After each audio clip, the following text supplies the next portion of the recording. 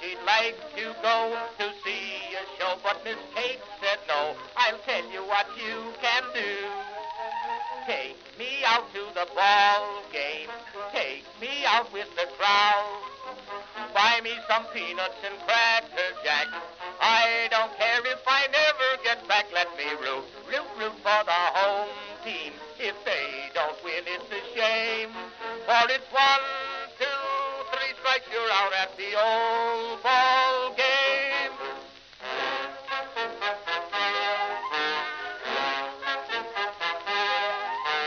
Cade Casey saw all the games, knew the players by their first names, told the umpire he was wrong all along, good and strong. When the score was just 2-2, Cade Casey knew what to do. Just to cheer up the boys she knew, she made the gang sing this song. Take me out to the ball game, take me out with the crowd. Buy me some peanuts and cracker jack. I don't care if I never get back. Let me root for the home team. If they don't win, it's a shame. For it's 1, 2, 3 strikes, you're out at the old ball game.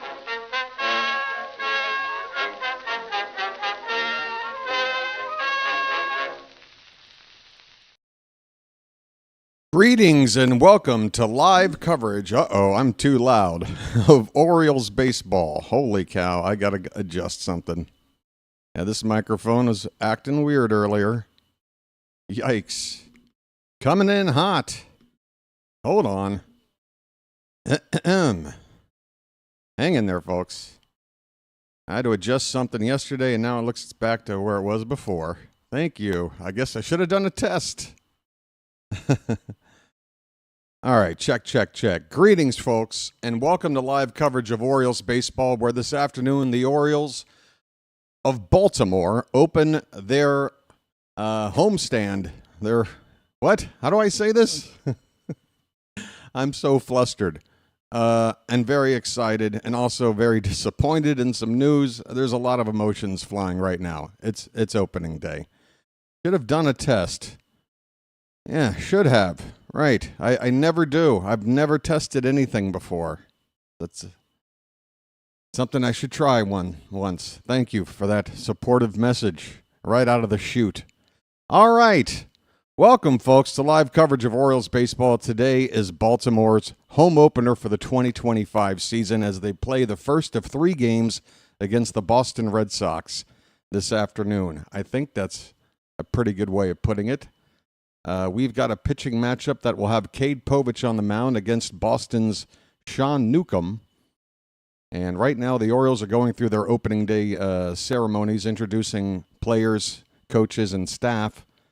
We're back and we're home. The Orioles played their first 4 games on the road in Toronto. They split that series. They won opening day. Had a bad game 2, came back with a pretty good game 3, and yesterday we had a tough loss. And folks, some bad news. We need to go ahead and get this out there for those that don't know already. Even though I am technically sitting somewhere where it is April Fool's Day right now, this is not a joke, unfortunately. Colton Cowser, injured and fractured his thumb sliding into first base yesterday, and he will be out of action for what is quoted by Rock Kabatko on Twitter as probably 6 to 8 weeks at least. I wanted to make sure I said that precisely the way I read it. Probably 6 to 8 weeks at least. When you say 6 to 8 weeks, and you frontline that with a probably, and you back it up with a at least, that's not good. So I would say 2-month minimum, we've lost Colton Cowser, which is tough. It could be 3 months, honestly, with that kind of timetable, with the probably and at least. So that's tough news to swallow, especially considering, folks, please let this be the final example let this at least have a purpose. After we lose Colton Cowser, no more head first sliding into first base, please. Just if you have to ban it from the sport, go ahead and do it. But the players just don't seem to get it. It's not getting you there any quicker. And it is setting you up for a potential injury like this. It's very unfortunate, especially, when we're trying to have a positive mood here on opening day. And trust me, we'll get into the positivity. It's happening, but we got to get through the tough news. Colton Cowser is going to be out for a while. And Dylan Carlson, switch hitter that we acquired in the offseason, pretty much for a situation just like this. He is a major league caliber player that hasn't, had the best career in terms of what he was hoping for. But, he's still a major league caliber outfielder, switch hitter. He's been called up. He's going to be on the team now. And, we'll see what happens when Gunnar Henderson comes off the DL, which is actually going to be on Thursday, the final game of this series. I was under the impression that he would be available as early as Game 2, but from what I've read, I guess it's a confirmation that Thursday would be the first day eligible for Gunnar Henderson. So when he comes back, we were thinking maybe Jorge Mateo might be on the block. Maybe they send Carlson back and we keep Mateo around. Kjerstad plays more every day, and Mateo can be a backup outfielder, sort of a guy, backup utility guy. Or we keep Carlson, and then maybe we still have to do something with Mateo. Not sure. But trying to look at a silver lining to all this, at least Heston Kjerstad has a pathway to regular playing time and a chance to prove that he can be an everyday player. This is an opportunity for him, and it just speaks to the depth that we have in our offense, that we can replace a player as important as Cowser with a player with as much talent and potential as a Heston Kjerstad. We don't have that kind of similar strength of depth in our pitching staff. We have depth, but not the strength of depth that we do with our offensive players. And right now it looks like the national anthem is about to be sung, although I might be lagging a little bit behind you guys. I started the stream up a little bit early today to make sure that we can get in all the information we need for this home opener and be able to relax. Let me also address it yesterday that your boy BW is not a perfect guy. I've had a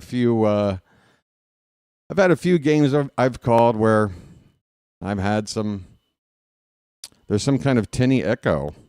Uh-oh. That's not good. Well, let's see what's going on now with the microphone. It's important to me that it sounds good. Let me see if I can tune into myself here for a sec. You're going to hear me listening to me. Hold on. Here for a sec. You're going to hear me listening to me. Hold on. I have no problems with the way I sound. I have absolutely no problems with the way I sound. So apparently if I did do a sound check, Soren, I shouldn't have you with me to do it because your ears aren't your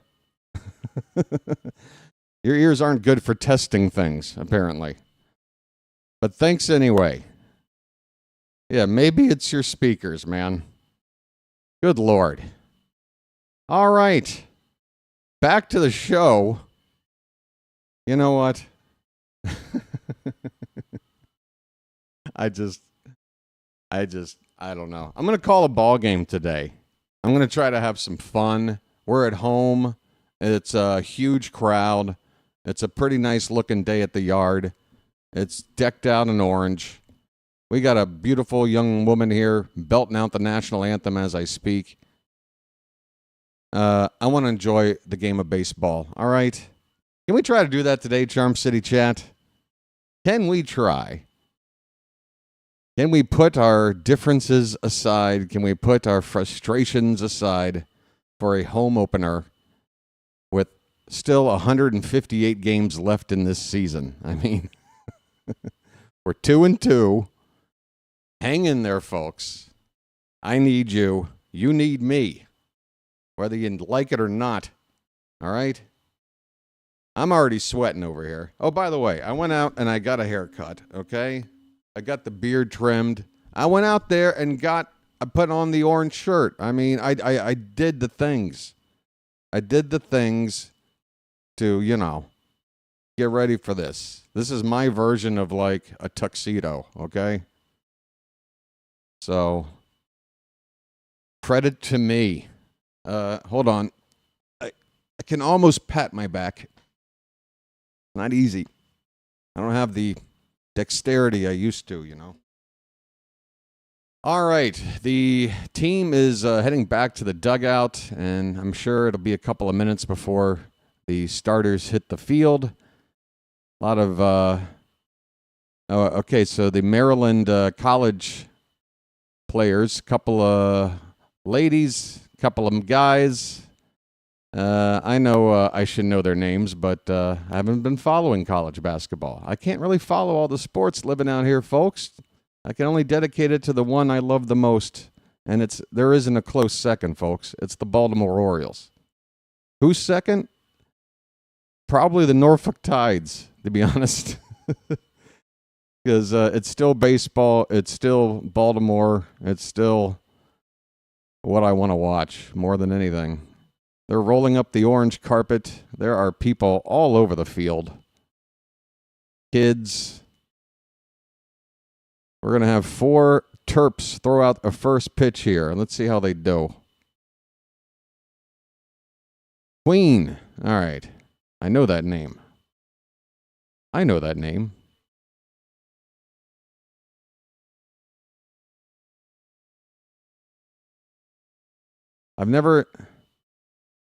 had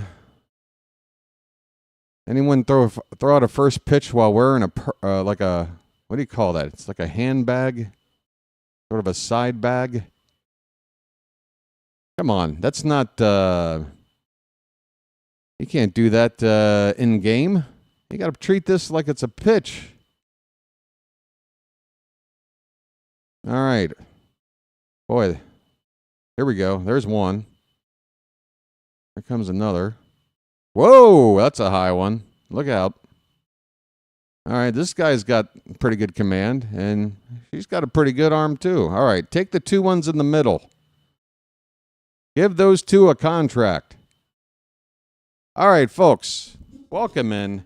This is the BirdWatcher Channel. It's a second season of this channel. I call live play-by-play and give commentary for all Orioles games last season.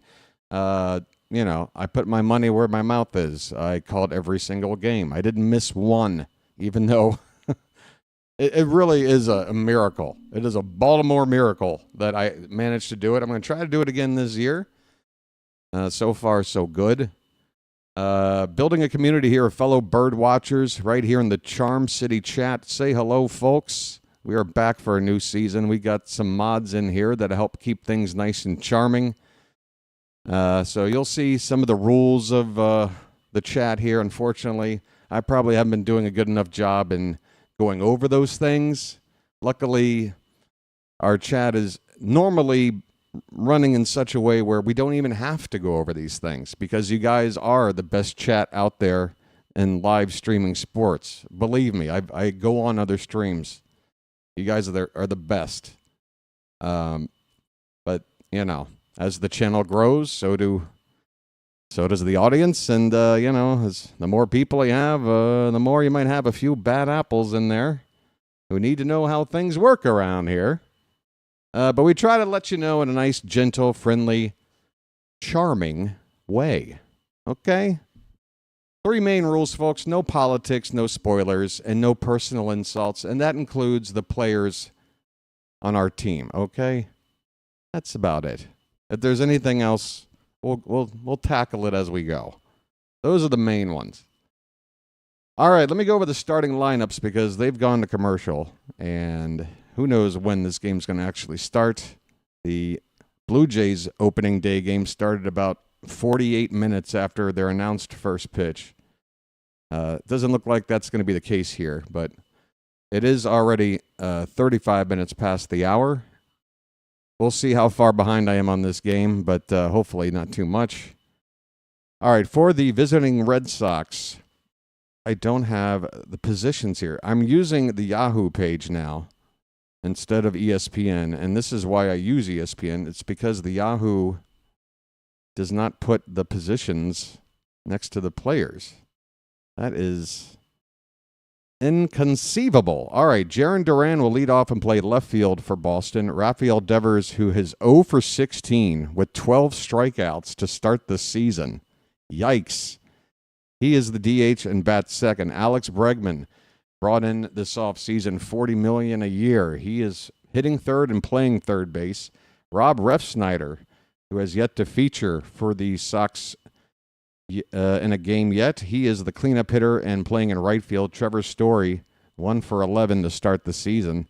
At shortstop, batting fifth. Christian Campbell, young, exciting prospect, turned what appears to be everyday player now for Boston, and he's off to a hot start. 6 for 14 with a home run.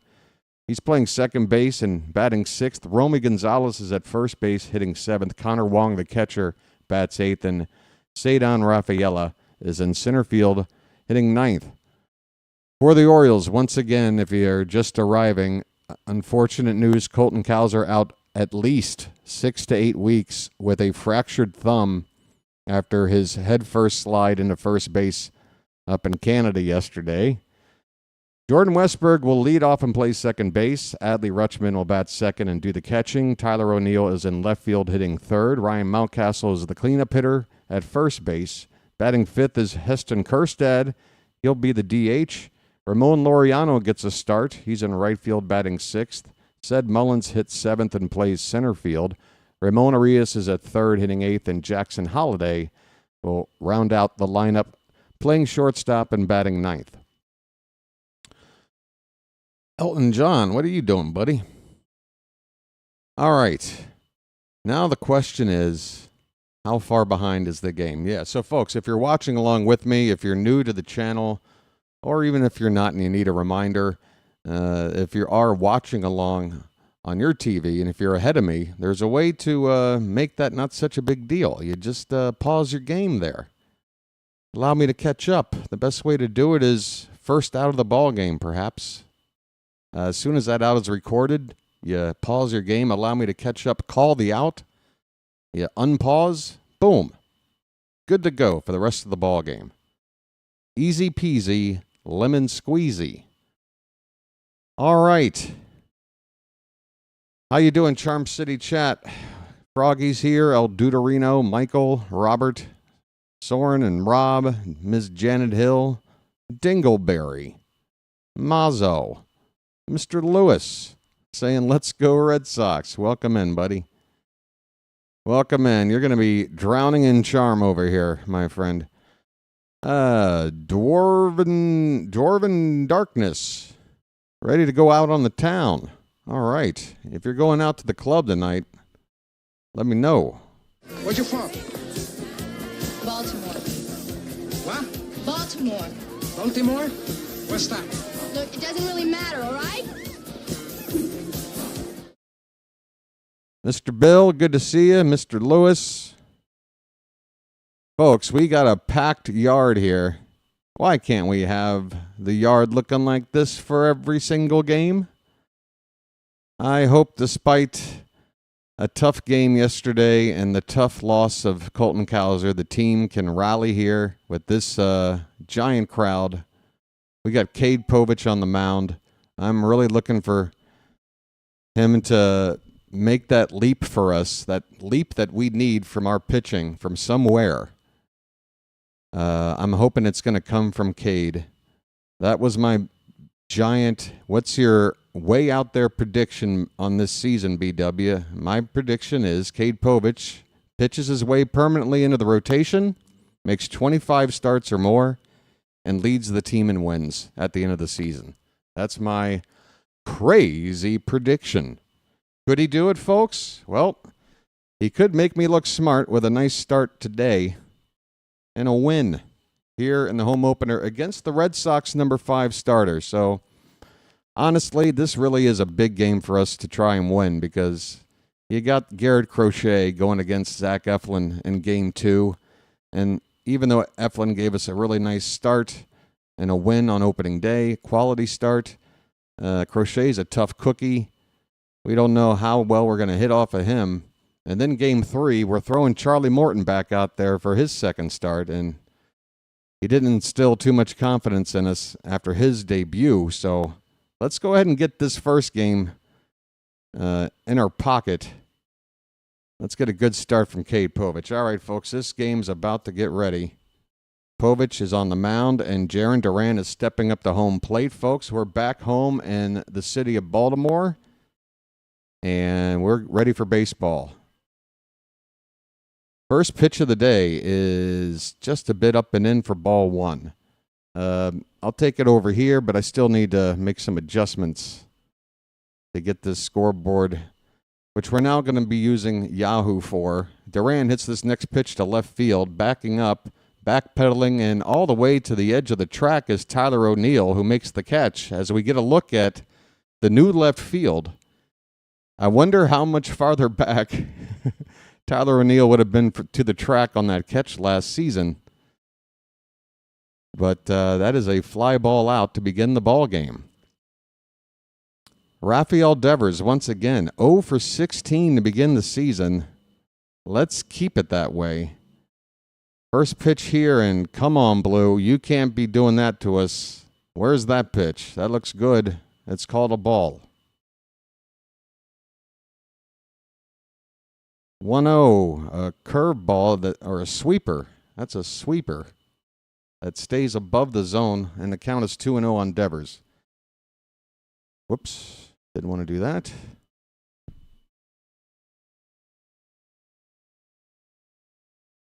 Next pitch is fouled back. Devers takes a big hack on 2-0.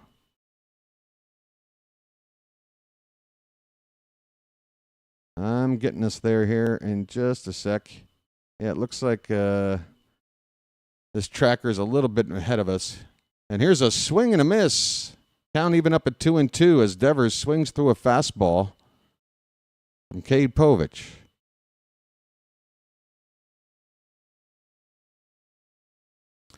Slim's next pitch is popped up, left side, third base, looking and is up against the netting. Arias cannot make the play. That netting is serving its purpose, but sometimes you wish it just wasn't there. That was one of those times. Count is 2-2 on Devers. And it's going to look like this in a sec. But let's make sure things are getting spoiled too quickly. The pitch is fouled away. It's still 2-2. All right, we'll give it a try. We will give it a try.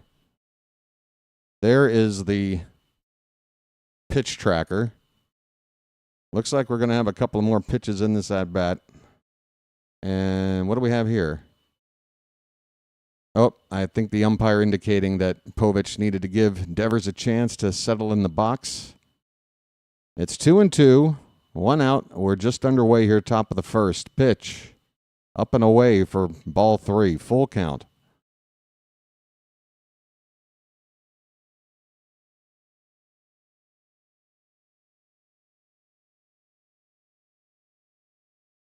Payoff pitch from Povich. Fouled back. We'll do it again. 8 pitches already to Devers, who is certainly very much wanting to break his duck and get his first hit. That pitch is slightly off the plate for ball 4. Devers with the 1-out walk, and that'll bring up Alex Bregman, who I can see has already taken ball 1 on your screen. So how do we do this, folks? Let me check in with the Charm City chat. Anybody watching along? How far behind am I? Is it bad? We got Alex Bregman up here, hitting .235 in the early going without an RBI yet. And he takes a curveball low.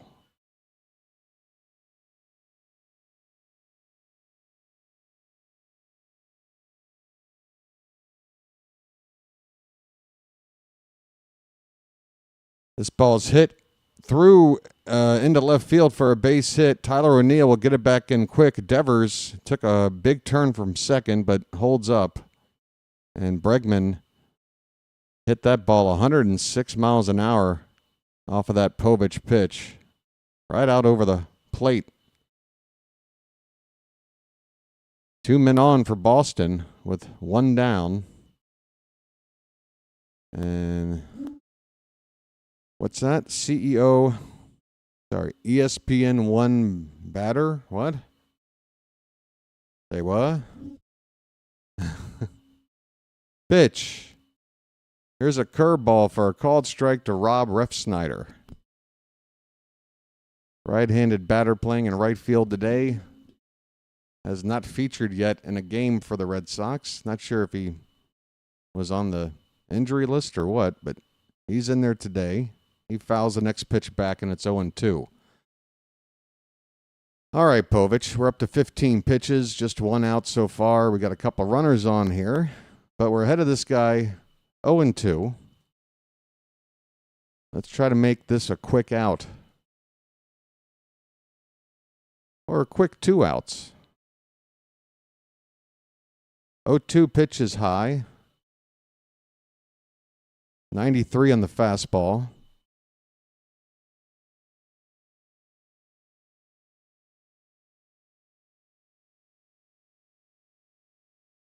And the next offering is a changeup that hangs outside. 2 balls, 2 strikes. This is what I'm talking about. You get ahead 0-2. You've already had to throw some pitches here. You want to find a put-away pitch. Come on, 2-2. Swing and a miss. There it is. The fastball up and in. And down goes that guy, Rob Refsnyder.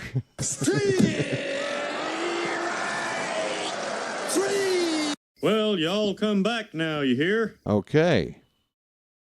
All right, Cade. 1 more out. Let's get 1 more out here. Trevor Story up next. Just 1 for his first 11.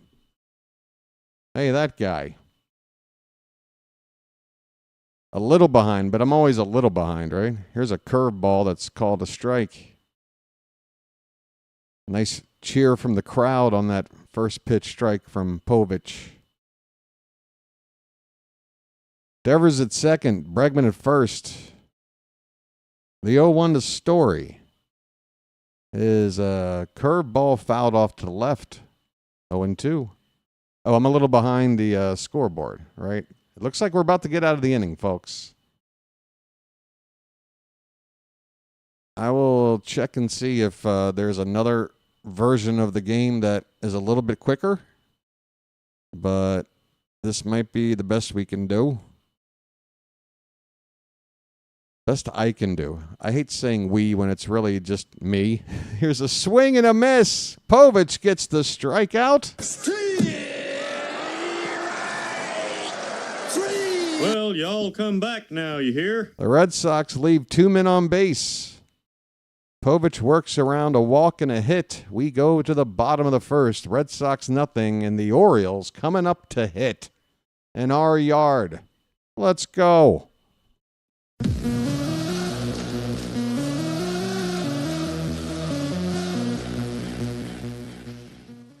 Oh, boy.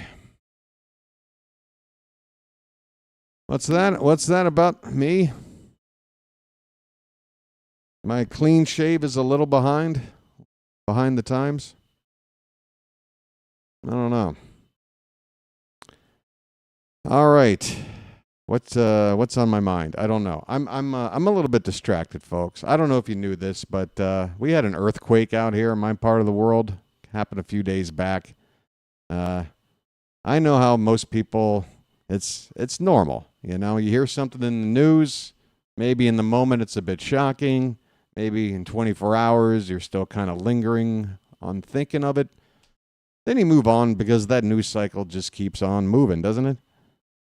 But it's right in my backyard. Luckily, I was out of range, but like literally right on the fringe. This thing was 600 miles from Bangkok, And I'm only 90 miles from Bangkok, so it brought down a building over there. There's a lot of people that I know in my own community here that through at least 1 or 2 degrees know somebody that's been affected by this. So it's been a bit of a distraction. And I put some information on the scrolling text down here. Projecthelp.org is a reputable organization that you can contact and find out a way you can maybe help give a little bit of relief to people affected by the earthquake. Yeah, appreciate it if you do. Jordan Westburg is up first, and he takes a first pitch strike. West is that way. Next offering is inside from Sean Newcomb. 1 ball and 1 strike. Westburg off to a great start, which is why seeing him absent from the lineup yesterday was quite the shock. And here he goes opposite field, but it's a little bit, it's just not fair, is it? It's foul. Just a little bit foul. It's sliced foul, but you can just see Westburg reaching out for that pitch, trying to go with it. 1-2 count is a breaking ball that stays high. 2-2. Now, what is this scoreboard showing? It's got Westburg on 3 pitches on the screen there, so that's working. Here's a ground ball up the middle, and there's a base hit. Jordan Westburg gets some. West is that way.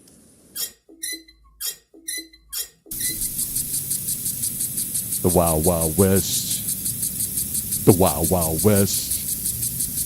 The Wild Wild West. Jordan Westburg is a good hitter. I don't know if I've made that known. I think I can make this a bit larger, or maybe, I don't know, maybe move it somewhere. Put it like over here more. How's that look? I don't know. Pitch to Adley Rutschman is a called strike. Adley off to a nice start. Let the clutch out gently, okay? 313 average, couple of homers on opening day. OPS well over 1,000.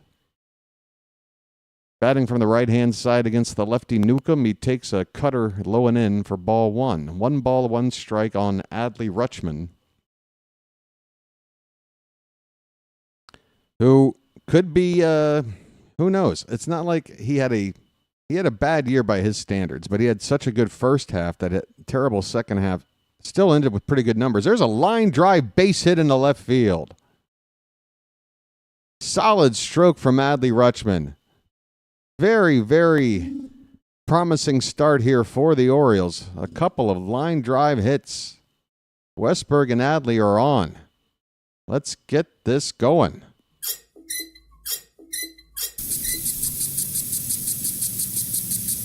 Folks, partly cloudy skies, but I'm hoping this crowd's going to be wet here pretty quickly. Looks like the back of Sean Newcomb's neck is glistening wet with sweat already. Are you sweating out there, pal? Are you nervous? You should be, because guess who's up? Ahoy there! Anybody home? First pitch to Tyler O'Neill is a called strike.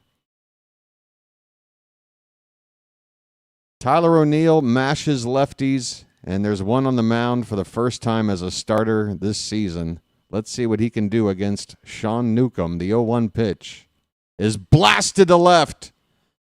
It's going to go foul, but boy, oh boy, does that give you a little bit of a flutter in the heart. And look at that. You could see the bird bath. They're clapping along. You got Mr. Splash out there rallying the crowd. I like it. Let's go. 0-2 pitch to O'Neill is low and in for ball 1. Come on, Tyler.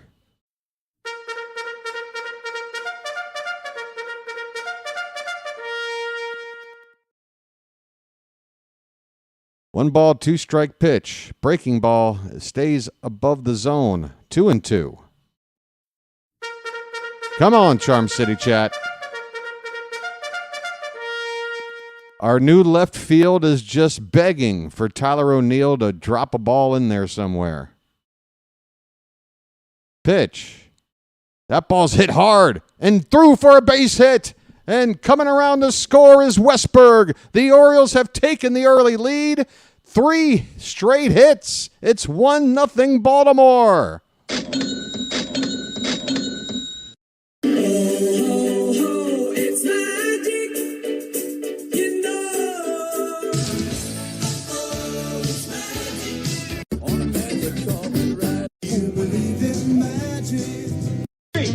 Splish, splash, I was taking a bath.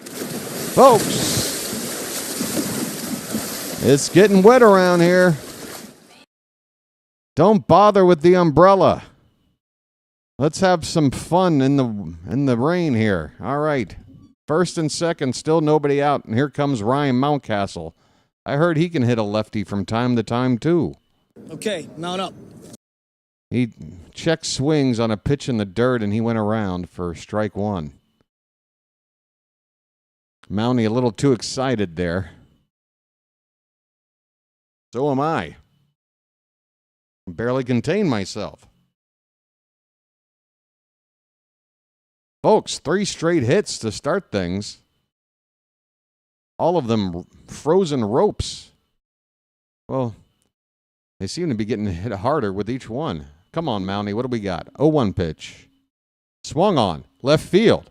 And that ball is going to get down for a hit. Unbelievable. Rutschman's coming around to score. It'll be second and third now after an RBI double for Ryan Mountcastle. He throws his rod out there to the dugout and tries to reel him in. It's 2-0 Orioles.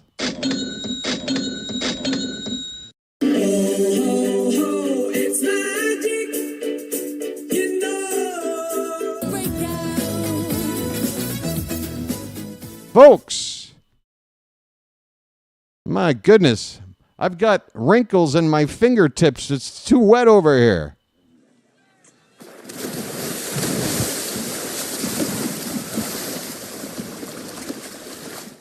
I got a towel dry. Still nobody out, second and third, and this crowd is pumped. We need some good vibes, folks. Let's go to town. Here comes Silent J. Folks, I know you want to celebrate for right now.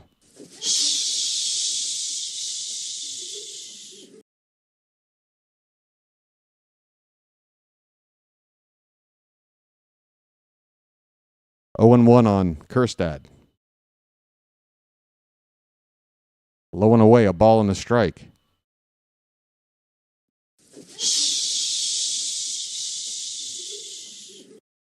Second and third, nobody out. 2-0 Orioles, bottom of the first. The 1-1 pitch. Swing and a miss. 1 ball, 2 strikes.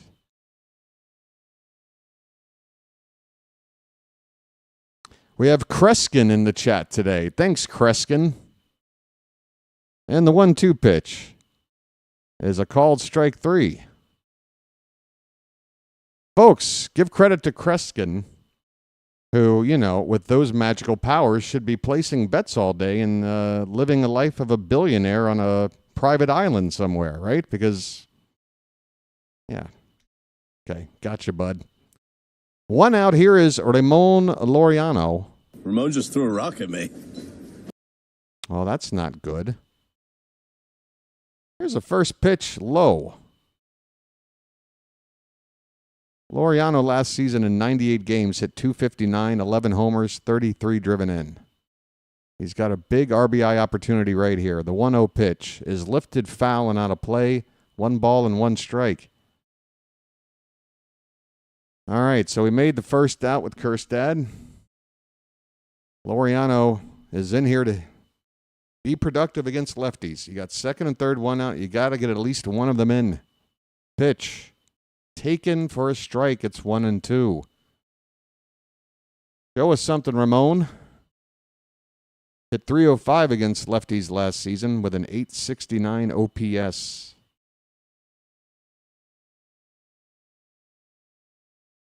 Here is a swing and a miss. 2 down. Sorry?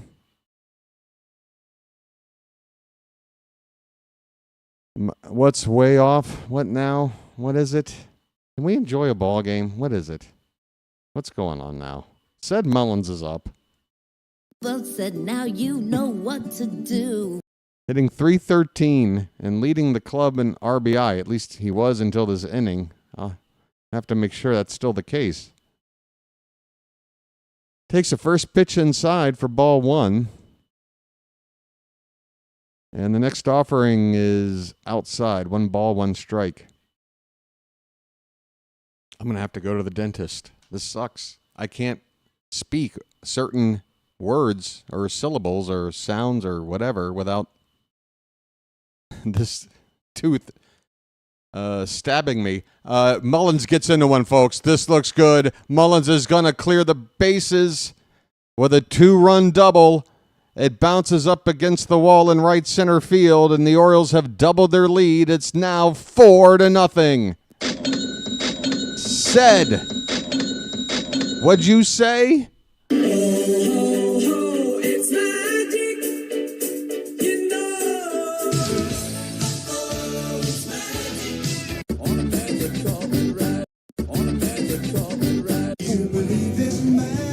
My goodness. Ramon Arias takes a first pitch strike. 4-0 Baltimore.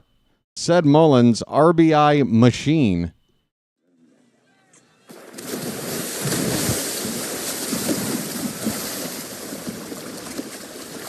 As Urias fouls this one straight back to the backstop. It's 0-2. Ramon is hitting .364 after the opening series.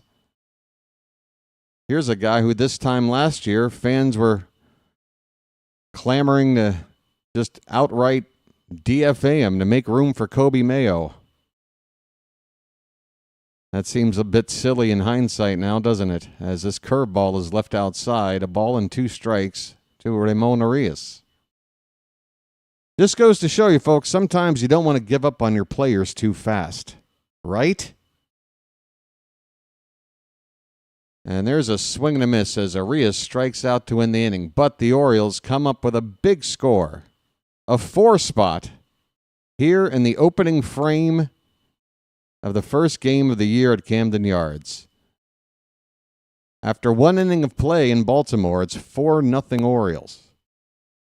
Even though it says 1-0 at the top of my screen. What up with that? Now that's behind. Here I am worried about spoilers. Now I'm going to complain about how far behind the score is. What's going on there? Folks, it's 4-0. Hey, by the way, where I am, it is April Fool's Day. 2:03 a.m. local time, April 1st. So if I trick you, I'm allowed because it's that day. Thanks. What do we have here?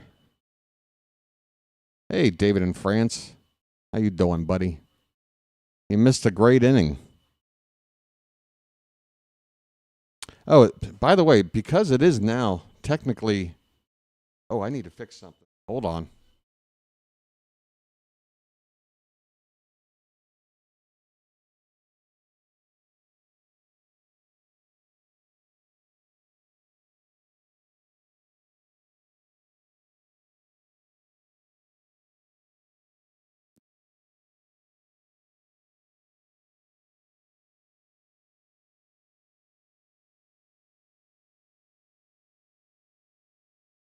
All right, we'll do that on Wednesday. Never mind. That's good. Hey, folks, hit that like button if you don't mind. We're about to get started in the second inning. Okay, now it says 2-0 up here. It'll get there eventually, folks. Better for that to be... There you go. All right. Now we're cooking with gas. All right. Hey, it's a beautiful looking day. Look at those big old puffy clouds in the sky. You got some cover from the sun, but... no threat of rain. It's perfect. Although this game started a half hour early because of weather issues, potentially. So I think it's a nice looking day. I don't know. That's the kind of Sky I like. Cade Povich is out here. First pitch to Christian Campbell's a strike. And the next follow-up pitch is a little bit low for ball one. Campbell hitting .429 in the early going. As the next pitch is a sweeper that stays outside. 2 balls and 1 strike.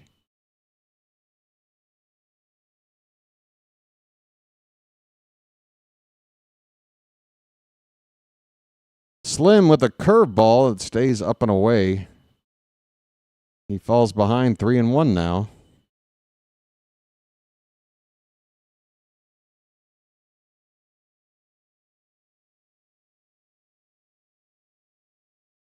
There's a called strike on the outside edge. I'm about to say something that I know is going to make people go, are you out of your mind? But look, there is something about the look in Cade Povich's eyes when you take a look at him on the mound. It reminds me of Greg Maddux. This pitch is low, and that is ball 4. Leadoff walk to Christian Campbell. I'm not comparing him to Maddux in any other way in terms of, well, first of all, they don't even throw from the same side. I'm not talking about he's going to be the next Greg Maddux. I'm just saying there's something about that look of a pitcher. It's just a look you know when you see it. Like that 1,000-yard stare, but the pitcher's version. Here's a swing and a miss on a curveball to Romy Gonzalez. Playing first base.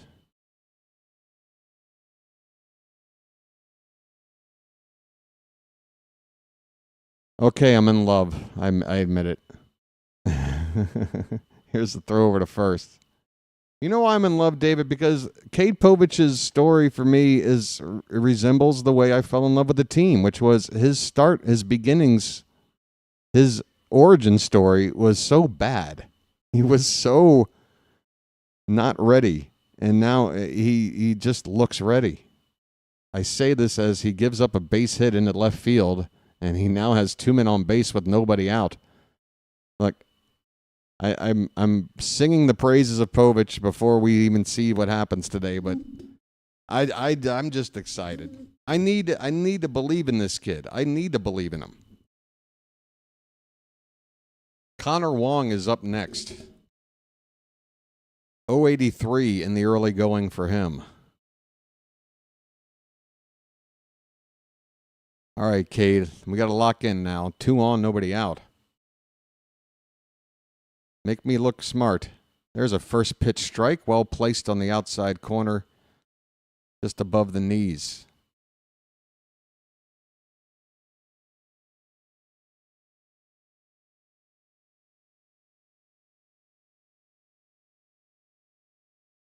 A look at second base. The pitch. Sweeper low. Sweeper low. I hardly know her. Connor Wong, favorite player of my colleague Thomas Fitzpatrick. There's a big old breaking ball. 77-mile-an-hour curveball from Povich. Taken for strike 2. Let's try that fastball up and in like you got that other guy, Ref Snyder. Pitch. Curveball taken inside. 2 balls, 2 strikes. Nobody out here. Top of the second. Orioles up 4-0. Boston looking to respond. The 2-2 to Wong. That is on the inside corner, called strike 3. Well, y'all come back now, you hear? Like throwing a dart. Look at that. That's the noise I make. Cedon Rafaela, 1 away.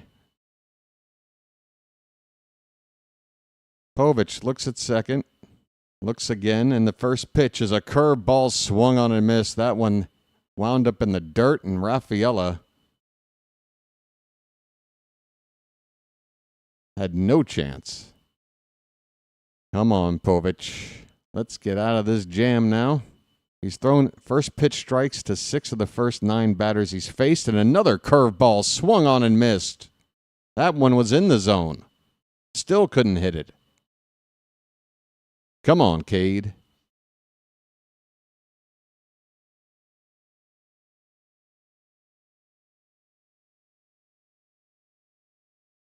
Oh-2. Breaking ball swung on and missed. Sit your ass down.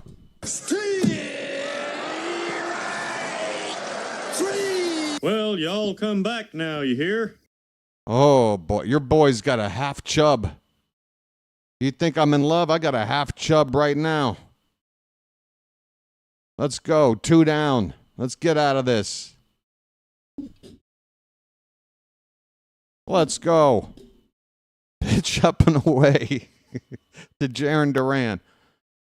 We got to get one more guy. No, it's just the right amount of information. It is just the right amount. I'm in HD now, so you can visualize it even better. The 1-0 pitch.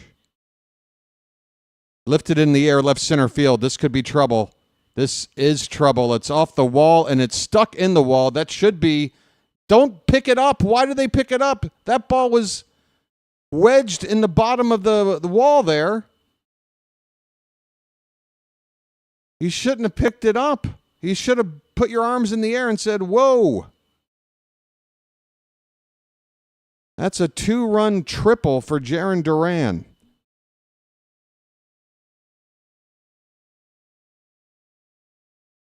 You got, even if it's not wet, you gotta do it. You gotta try to do it. It's always how you do it, said.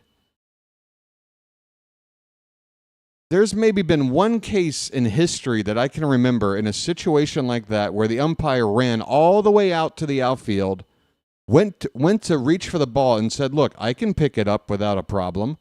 And they said, no, you're not getting an automatic double. That is in play. I've seen it once. Said, what happened there, buddy? Folks, we got a 1-1 count now on Rafael Devers. It's 4-2 Orioles after a 2-run, 2-out triple by Jarren Duran. Devers walked his first time up. And this pitch is fouled back.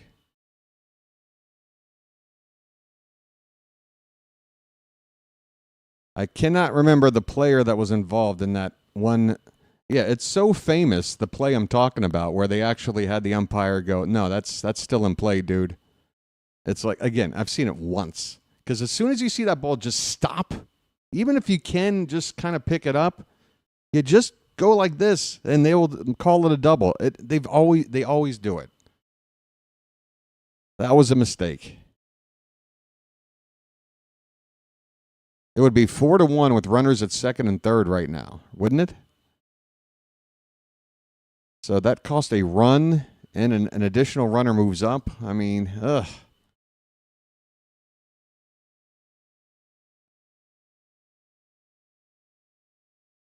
Who's misleading who? Oh, my God. 2-2 pitch. Swung on and missed. Devers sits down. Cade Povich gets another strikeout. Well, y'all come back now, you hear? All right, it was a tough inning for Povich, but he's still showing me he's got some moxie. The inning is over.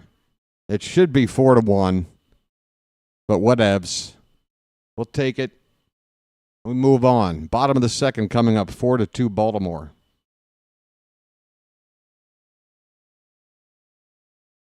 Oy vey. Oy vey. So 2 rules, folks. 2 rules. Tell the kids. Number 1, do not go sliding headfirst into first base. You're not getting there any quicker, and you are increasing your chance of injury. Okay? Tell the kids. Rule number 2, I've already forgot. Oh. What? Yeah. When the ball gets wedged underneath a wall in the outfield, don't pick it up. Don't pick that up. Treat it like somebody else's dog turd, okay? Just don't pick it up, all right? Maybe leave the dog turd analogy out of it if you are talking to the kids, but just don't pick it up. All right. I'm going to have a lucky. Why? Because it's opening day in Baltimore, baby. I don't have a Natty Boh or anything like that. Non-alcoholic beverage for me. But I can enjoy a lucky.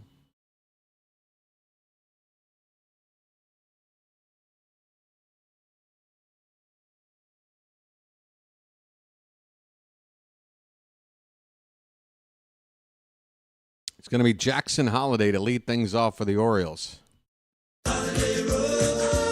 First pitch swinging, and we've got a base hit in the left center field. How about that? Jackson Holliday wastes no time.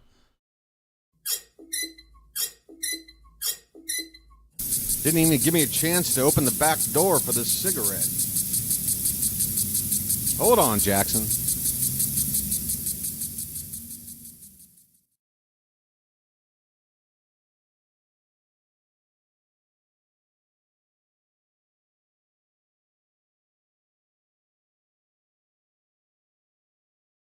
Jordan Westburg, first pitch is a called strike.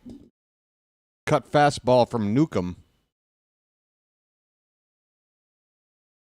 With a 2-run lead, I expect Holliday to find a spot to run, even against a left-hander. I hope he tries. I want to see this dude make running a part of his game. Low and in on Westburg. A ball and a strike.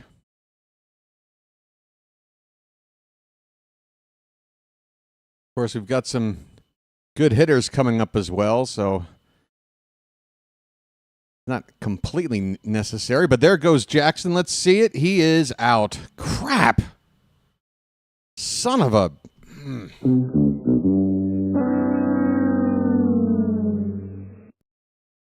Brandon Hyde saying, should we challenge this? He looked out to me. Wow, they are going to challenge. I thought they slapped the tag down. I mean, that angle, the camera doesn't show the base. That doesn't help. This angle, again, he can't make anything from that angle. You can't see when the foot hits the bag on that angle. This angle, why are they challenging this? There's no way we're winning this. Wait, no, we're not winning this.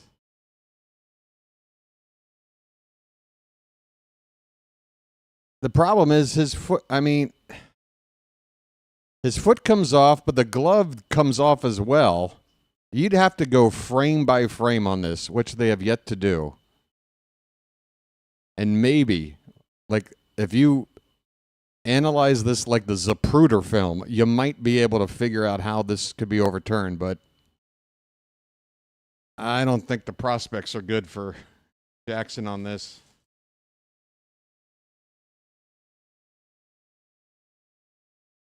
I'd love to be wrong. I would love to be wrong. Yeah, it was a bad slide. He kind of just plopped his legs out there. It wasn't a nice, clean slide. Yeah, it was a sloppy slide. It has to be said.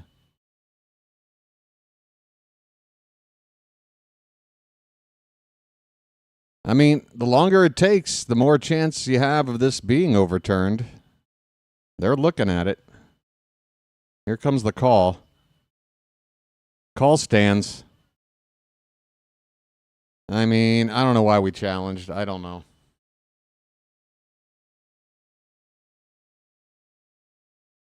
Looked out to me with the naked eye in real time.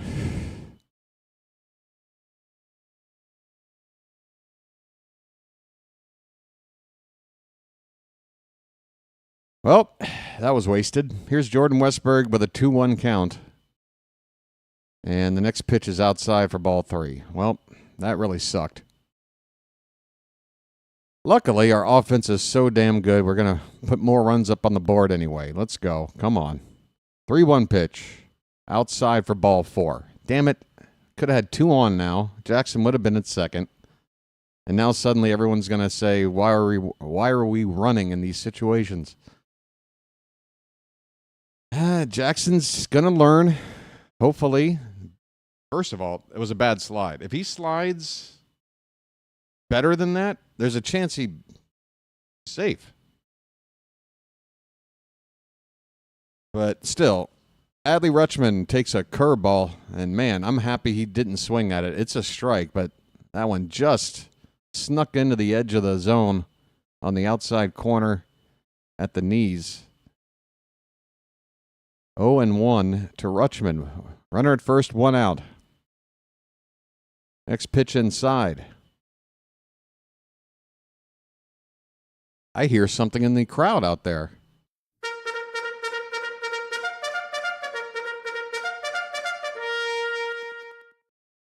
One pitch, hit on the ground and right to second. This could be 2, and it will be. My goodness. Such a promising start to the inning. Next thing you know, base is empty. Squadoosh. Ouch. Big buck, stop it all. All right, that was a bit of a dud. Moving on. Shoot. Let's get back to the Cade Povich story. Hey, folks. There's been a lot of activity going on in this game already today. Speaking of activity, how's that for a segue? Let's get active on that like button, shall we? We've got 120-something people here right now. Less than half of you watching have hit the like button at the bottom of your screen. We'd like to change that, wouldn't we, folks? Because this channel gets by on support from people like you doing a nice, simple little gesture like hitting the like button because it helps out the algorithm. It lets this channel get seen in their recommendations by more people. And that's how little channels like this grow. It's the little engine that could. So I appreciate it, folks. And the subs are going to go over 2420, I think, today. Let's get those subs up as well, folks. We're trying to get to 2,500 just so we can celebrate the halfway point to the year goal, which is the road to 5K. 5K. If your boy can hit 5K by the end of the year, then he will make a pledge to do this until the day he is no longer breathing. I promise you, I will continue to do this. But we got to get the channel grown to a certain level in order for it to be feasible. We're on our way. Let's try and get there this season, okay? We're on our way.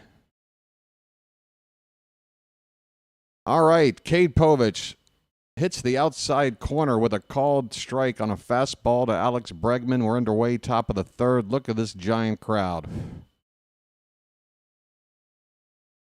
0-1 pitch. Low for a ball. My head is glistening. Glistening. Unfortunately, the beginning of the baseball season lines up with the hottest month of the season out here in Thailand. It is not just hot, but it gets muggy as well. In April, I average about 4.5 showers a day. 2-1 pitch is lifted in the air to right. Long run for Laureano into the corner, and he drops the ball. He was just a step away from hitting the side paneling, and I'm sure that got into his mind, but yeah, Laureano had this one in the glove, unable to secure it, hitting right off the heel of the glove there. 2-2 count on Bregman. What a lovely thought there, Poole.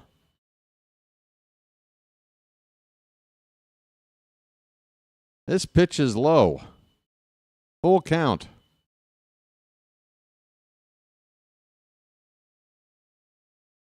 Povich has got to get that pitch count down. He's about to throw number 50 here with nobody out in the third, and there's a called strike 3.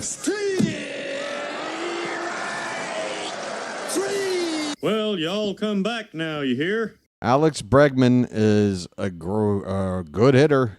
He's making $40 million a year. He just got one-upped by Povich on a perfectly located pitch at the bottom of the zone.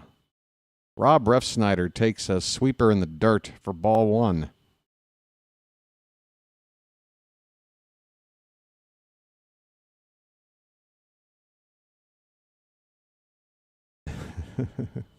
One 0 pitch is a sweeper that went right down the chute, but Refsnyder took it, and the count evens up at a ball and a strike.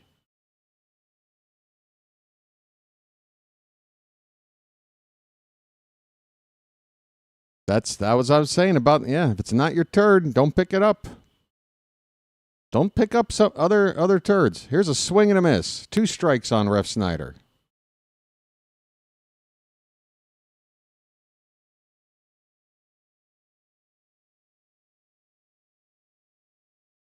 The college players representing the Terps who threw out the first pitch are now hanging out in the splash zone as Refsnyder fouls a pitch straight back. Still a ball and 2 strikes. We're pitching right now, so there's not going to be too much water play, I would think. But they're ready. They've got their water cannons ready and loaded. That pitch, wow, above the zone, and Refsnyder went up there and hit it into left field for a base hit.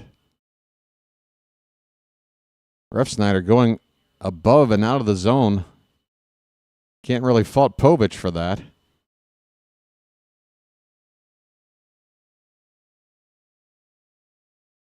But it is a base hit with 1 down. And I believe Trevor Story is up next. Story with a foul ball to the backstop. 0-1 the count. 4-2 Orioles. We're in the top of the 3rd inning. Game 1 of a 3-game series against the Red Sox.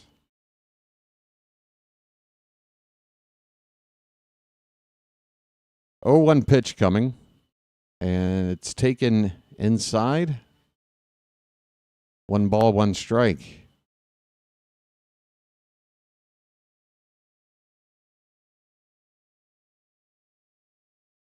Yeah, I think I got a crush on Cade Povich. Sorry about that, folks. Is he available?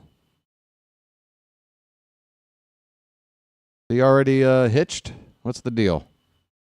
Let me know. I can do with a long distance relationship. Fine by me. 2-1 the count. Did he get married recently? Damn it, Cade. Why you got to break my heart like that, man? Oh, well. To a woman? Oh, well, all right. 2-1 pitch. Curveball. Hit on the ground, foul. Third base side. 2 balls and 2 strikes to Trevor Story, who is now 1 for 12 to start the season. There's inside the Masson booth, Jim Palmer, Big Ben, Kevin Brown. Runner at first, 1 out, 2-2 pitch coming to Story. Povich with the delivery. And this ball's hit in the right. A long run for Laureano, and it's going to drop in there for a base hit. Reading the ball well. The ball getting away a bit from third, but picked up. No damage done, but it's a double for Story. No damage on the throw, I should say. It is damage. We got 2nd and 3rd and 1 out. Unfortunate here. I mean, the first hit, a pitch up and out of the zone, and this one, just kind of a jam shot. A ball in on the hands, hit to the opposite field that just dropped in there near the foul line. And Povich has got himself a jam. Second and third with one out. Christian Campbell, who walked his first time up, is at the plate. And he swings at the first pitch and tries to hook a curveball, but it goes foul. Thankfully.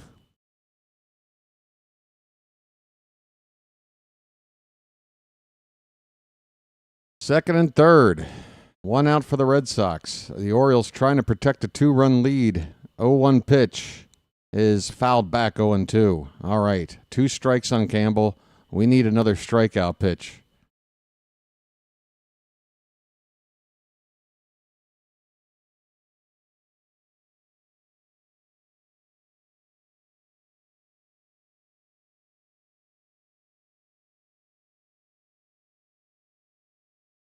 The 0-2 to Campbell. Curveball swung on and fouled away. Campbell, unlike most Red Sox hitters, seems to be able to at least make contact with that Povich curve. That same pitch has made a lot of other batters in the lineup look pretty bad so far today. This pitch is in the dirt, gets away from the catcher a bit, but no advancement from the runners.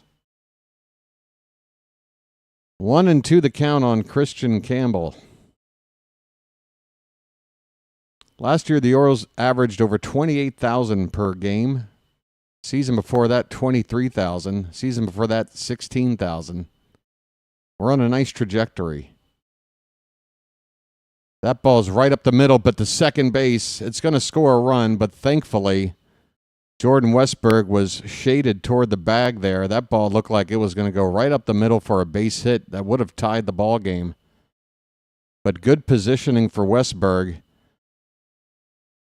makes it so that we get the second out. A run does come in to score. The score is now 4-3.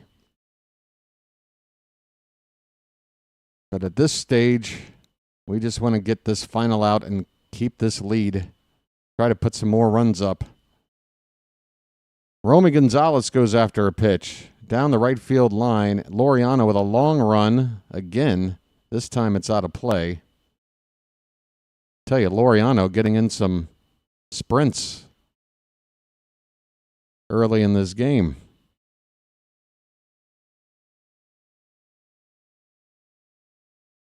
Where are you going in a couple of weeks, David? A ball game? Anybody at the ballpark right now, or anybody planning to go for this opening series? At the Yards, Camden Yards. Shot of Mike Elias in the crowd. 1-1 pitch to Gonzalez is low and away. 68 pitches for Povich here in the third. That is not going to play on a regular basis. We need to get this guy's pitch count down. 2-1. Curveball called a strike, and Povich might have been given an extra inch on that one. The count is even up at 2-2. There's the mountain out there in the bullpen, along with Soto and Perez looking at a tablet. 2-2 pitch, fouled away. Sinker in on the hands of Gonzalez. 70 pitches, only in the third.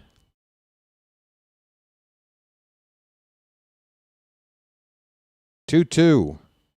Swung on and hit foul. Did that break Gonzalez's bat? It looked like a bat shard went flying off.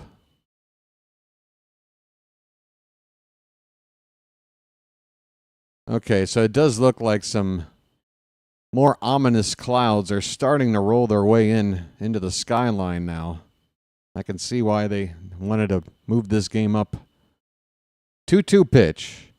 Called strike three. Sit your butt down, Gonzalez. Well, y'all come back now, you hear? Just sit down. Sit down. Now, isn't it weird Cade Povich has given up more runs in 3 innings of work than Sagano gave up in 4 innings of work. And yet we all were watching Sagano going, man, what's going on? It's just Povich, even though he's given up 3 runs, you can't tell me he doesn't look like a major league caliber pitcher. Like he has blossomed. He is. All right, I can't talk about him without gushing. What do you want me to do? I just think there's a lot of potential for Povich. We need this kid. We need him. All right, folks. How you doing? Hey, one more sub. Let's get this to 2420. Come on, folks. Subscribe. What happens if you subscribe? Well, I'll tell you what doesn't happen. There's no obligation, there's no commitment, and no salesman will visit your home. I promise. I'm not even going to mine your data. How about that? Not even going to do that. Thank you, Best in the North. I'm doing all right. Again, it's been a bit of a crazy week for me. But happy to be here and calling the ball game for you.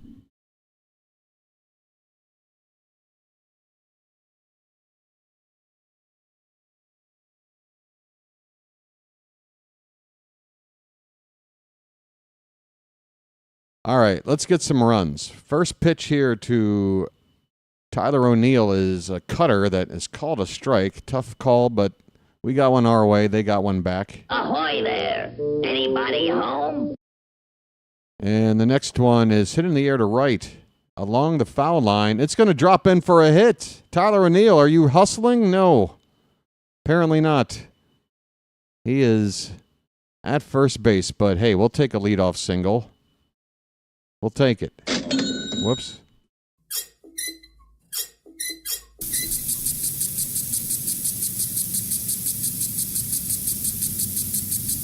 See, you see why we went and got him to face lefties so he can give us a bloop single like that down the opposite field line. All right, here's Ryan Mountcastle. Okay, mount up. RBI single his first time up. First pitch to him is low.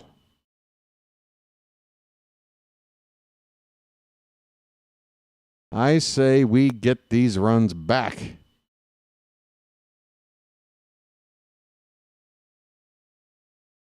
The 1-0 pitch is a check swing appeal, no swing, on a pitch low and away for ball 2. 2-0. Let's hear that bugle now. Come on, Charm City Chat.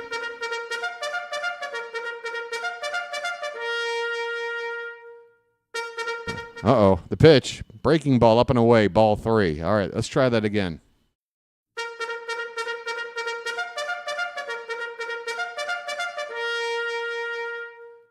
There, did you buy it? 3-0 the count. Pitch. Taken for a strike. 3-1 on Mountcastle. Runner at first, nobody out.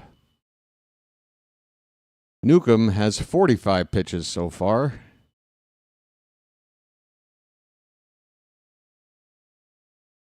Swing and a miss, a big cut. Yesterday, on a base hit, Ryan Mountcastle's exit velocity was 116.7 miles an hour. It's the hardest hit ball in his career. That happened yesterday.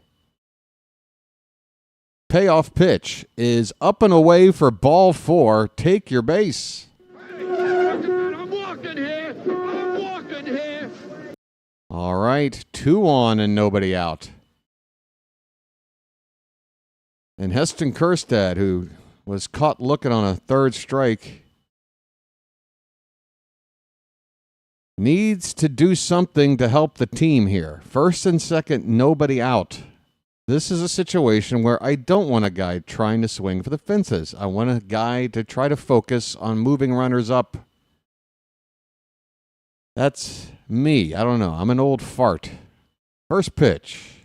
taken outside for ball one. I don't think he can, George. I don't think he can. I don't think you're ever going to see him try. 1-0 count on Kjerstad. But he can hit the ball on the right side, to be sure. Here's a called strike. 1-1. Try to pull it.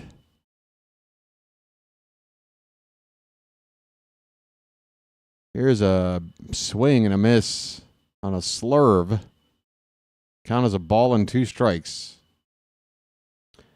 Heston has a chance to make a mark with the loss of Colton Cowser here for the next couple of months. He waves that bat around on a 1-2 pitch and a swing and a foul away off to the left.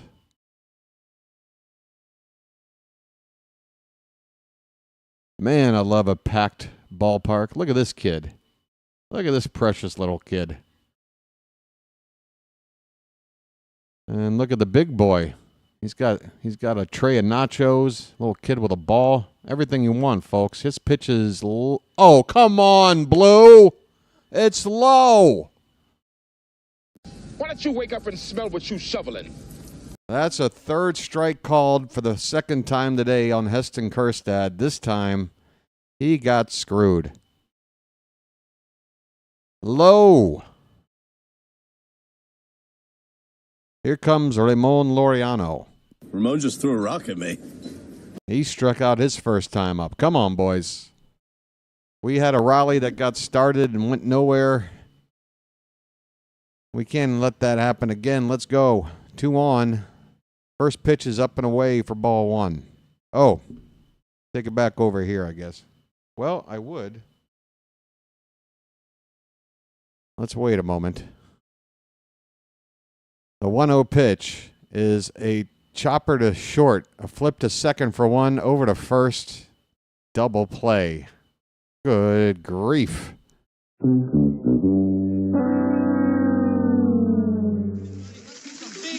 Big buck, stop it all. Ow. Well, that did not work.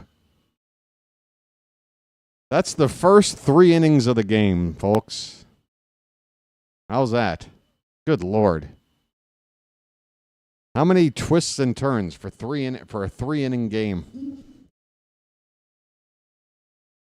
That's Act 1, folks. 2 acts to go. 4-3 Orioles. Shantae in the house. Winning. I got to tell you, got tiger blood. We're winning. God, remember when that was a thing?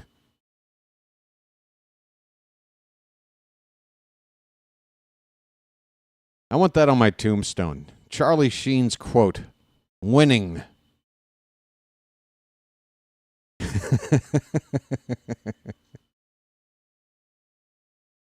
Oh, shit. Whoops. I just let that... I'm sorry, Charm City chat. My apologies. I might be reprimanded by the network.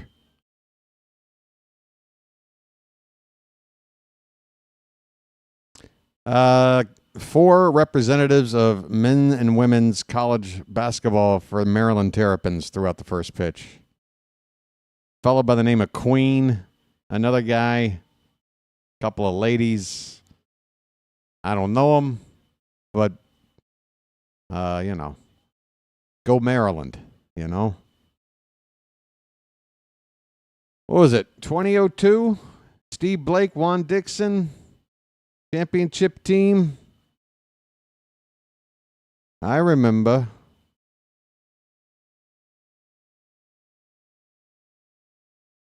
Yeah, we do have a chance to swear with no problems. That's called the earmuff eighth, which I hope we don't have today. But once in a while, your boy, you know.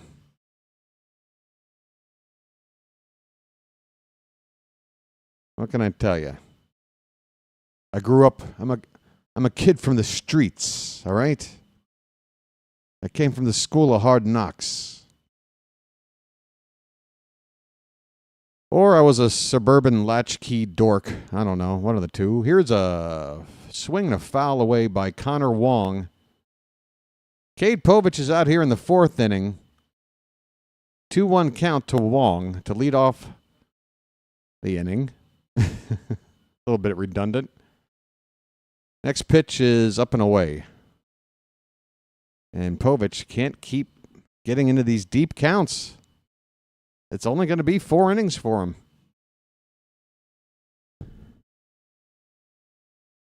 Three 3-1 pitch. Tap back to Povich. He fields it, straightens up, and throws him out. Connor Wong retired on a comebacker to Povich. First out here in the fourth.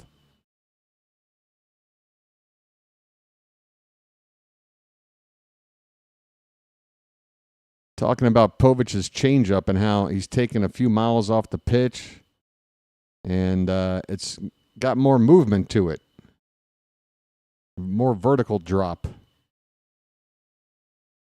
Cedon Rafaela fouls the first pitch off to the right. 0-1 the count on him. He is 0 for 1 today.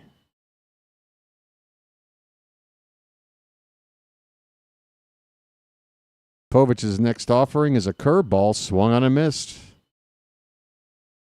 That curveball is pretty impressive. 0-2 the count. This one is chopped toward third. Urias throwing off of 1 foot, and he's got Rafaela. Nice play. Besides that, it's on the reflexes. Nice play there by Ramon Urias at third. He had to field it right on the bag. He actually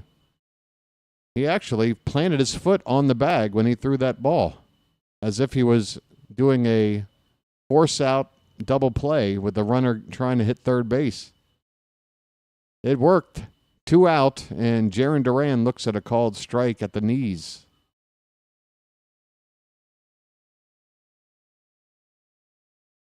Duran had that 2-run triple that could have just been a 1-run double.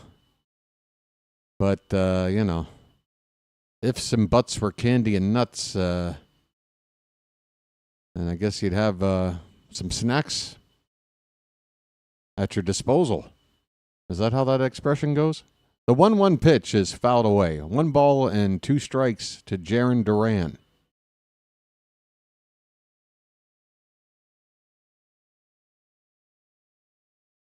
Look at this point of view shot of this little girl and boy looking out over the field. That makes my day. Just that image right there. That's all I need. 1-2 the count on Duran. Pitch in the dirt. 2-2. Base is empty, 2 down. 4-3 Orioles, top of the fourth.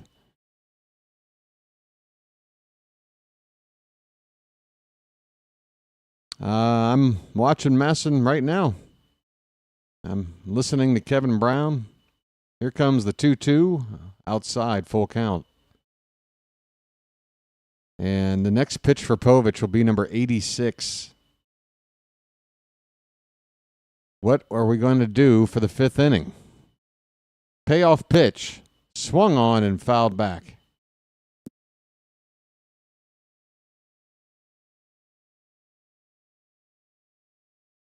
The fans with a bit of a cheer there.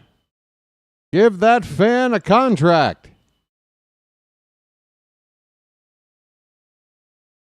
Payoff pitch once more. Swung on, hit on the ground. Second base, Westberg on the lip of the outfield grass over to first in time, and this inning is over. Cade Povich has had to labor through 4 innings, but the Orioles still have a lead here going to the bottom half of the inning. 4-3 Baltimore. Mullins, Urias, and Holiday, the bottom of the order, due up. How you doing? All right, folks. It's time for another like button run. Hey, hello there, 100 and something people here. There's about 45 of you that I know right now could do me a little bit of a favor. And I'm telling you, we're celebrating opening day, you know, new season, packed house here. We're trying to recreate that vibe here in the Charm City chat. So let's get that like count smashed over 100. I mean, we blew past 100 through the Toronto games. For this game, home opener, I mean, I'm talking we're not even halfway there with 70. Let's go. Let's get that like count up, folks. Let's go. Good stuff. Also, a reminder at the bottom of your screen, there is a website you can visit called projecthope.org if you're interested in helping out the people who are affected by the earthquake that occurred in the region out here where I live. They've been around a long time, Project Hope. You can do your own research on them if you want before anything else, but just putting that out there. Also, you can see on the bottom of your screen, the next game is Wednesday, Zach Eflin against Garrett Crochet. 6:25 p.m.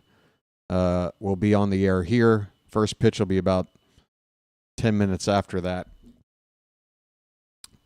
Thank you so much, folks, for your considerations. We are underway here in the bottom of the fourth, and Ced Mullins' first pitch swinging pops it up. Second baseman Campbell on the outfield grass makes the catch. Mullins retired before I could say. Well said, now you know what to do. One down. Ramon. I have a brother. Coming up. Struck out his first time up. Takes one right in there, a sinker at 93 from Newcomb, strike one. We may have the lead, but if Newcomb can pitch an extra inning or two than Povich, that advantage goes to Boston.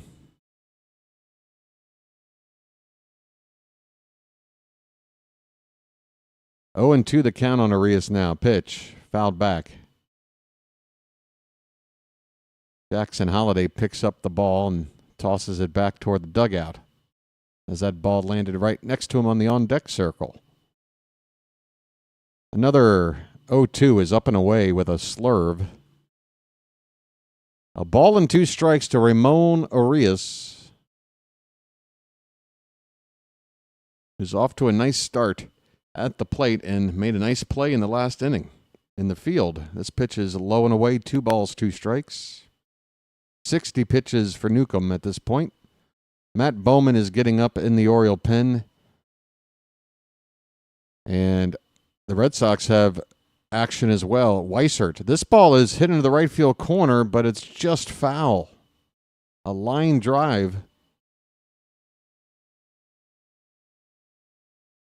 Ramon just couldn't keep it fair. It's 2-2.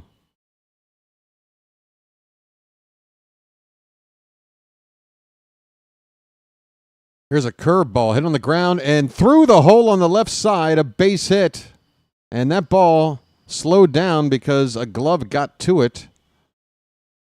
Ramon, if he was a little quicker, might have been able to sneak a double out of it because that ball pretty much died in left field. So we'll take the base hit. Ramon is on again.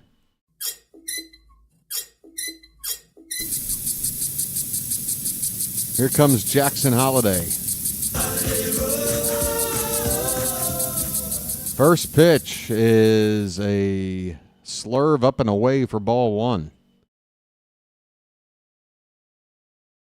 Jackson got a base hit in his only at-bat, but then he was caught trying to take second base. 1-0.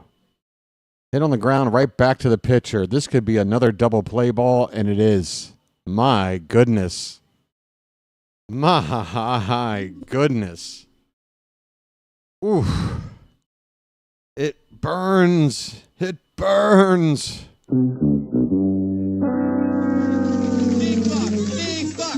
Stop it all. You know what? You know what sound drop I need? You know what sound drop I need? You guys ever seen the Nicolas Cage version of The Wicker Man?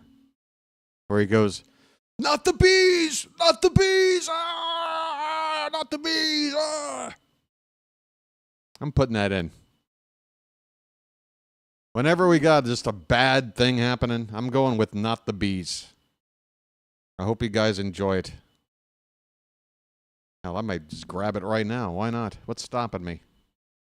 I'm going to grab a soundbite while streaming. There's no way this isn't available. Possible. I'm working in real time. Let's go.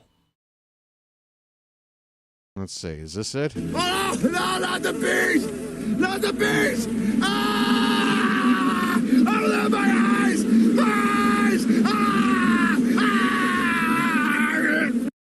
Yeah, that'll work.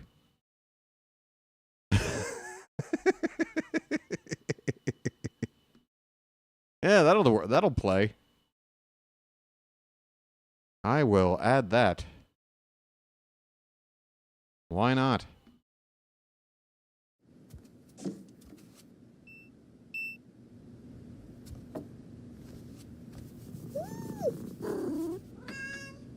Good old Nick Cage, folks. AI Eco Master ประหยัดไฟเปิดได้ทุกวัน Sorry, you just heard a Thai language ad for an air conditioner.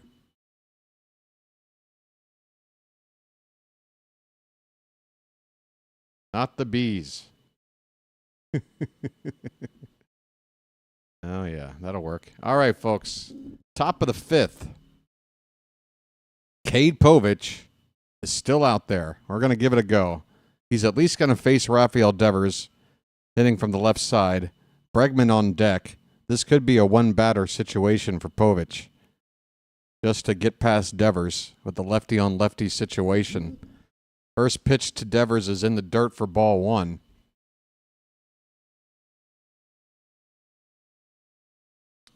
And is that...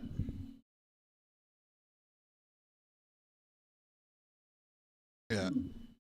This pitch is swung on and fouled away. 1 ball, 1 strike. Scoreboard I'm looking at is a pitch or two ahead. And I'm going to hang out here for a minute. I don't want to get anything spoiled. I got a feeling we're going to probably have a pitching change after this batter. 1-1 to Devers is fouled away. 1 ball and 2 strikes. 90 pitches for Povich.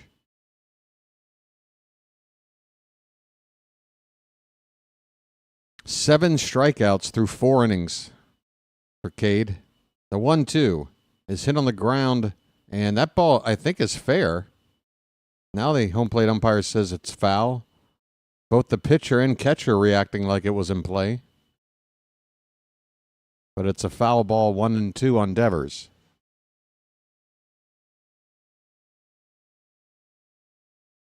Yes, you can see the left field side of the skyline with lots of blue, but over on the warehouse side, some pretty dark clouds starting to make their way into the stadium, over the stadium. This pitch is low and away for ball 2. 2-2 the count on Devers. That pitch was outside. It wasn't low, but it was outside. That one is also outside. We got a full count. And possibly the final pitch of the day here for Povich. I really don't want to see him get worked more than this. Here comes the payoff pitch. Called strike 3. Devers, sit down. Povich, thank you for a great outing, even though you couldn't go 5.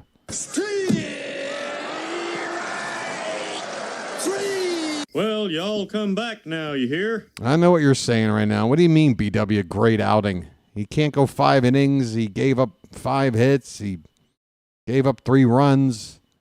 I don't care. I like the cut of this kid's jib. And look at the crowd here in Baltimore. They seem to understand. They're giving Povich a standing ovation. Now, how often do you see that? That is how smart our fans are. They understand. How often do you see a guy removed in a 4-3 game with one out in the fourth or fifth inning to an ovation like that? You don't. Our fans know. That's good. Where are those fans? Those are the ones that aren't on Twitter. The fans that came to the game are the ones that stay off Twitter. That's what it is. All right, your boy needs a lucky. You know? Hey, everybody, we're all going to get laid.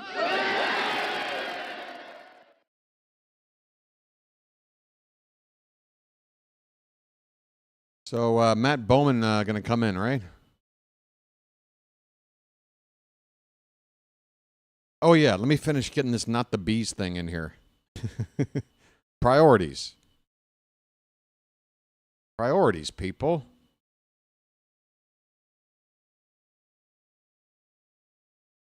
Let's see. It's been a long time since I hit this button. Let me have a Diablo sandwich, a Dr. Pepper. Make it fast. I'm in a goddamn hurry. All right. It's going to go in here.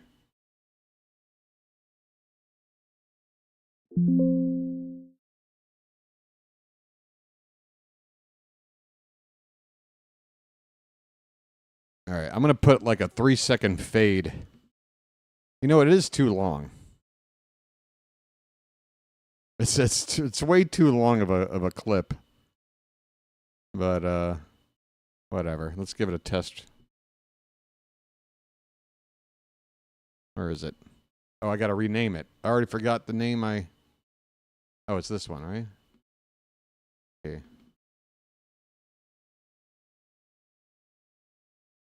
All right, Povich, or who is it? Bowman, excuse me, out here to face Alex Bregman. First pitch is taken for a called strike, a cut fastball at 89 miles an hour on the outside edge. And here it is. No, not the bees! Not the bees! Ah! Open my eyes! Ah!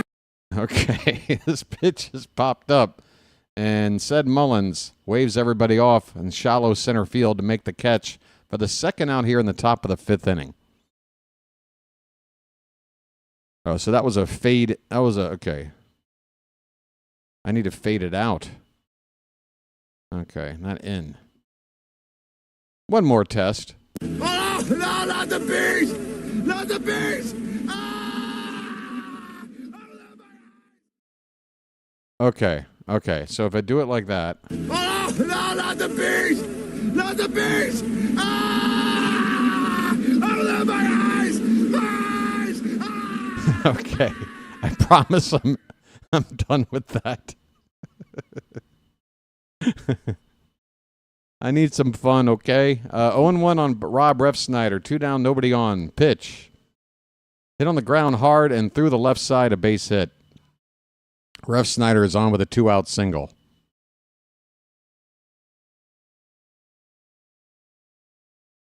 I guess it comes in moments that are similar to this one. That's right. We can't have anyone freak out there, okay? We've got to keep our composure. We've come too far. There's too much to lose. We've got to keep our composure. Runner at first, 2 down. We're in the fifth. This is a long game. I'm going to be up till dawn here. Drew French is out to talk to Matt Bowman. Not sure why. Trevor Story's due up next. Gregory Soto is getting loose in the pen.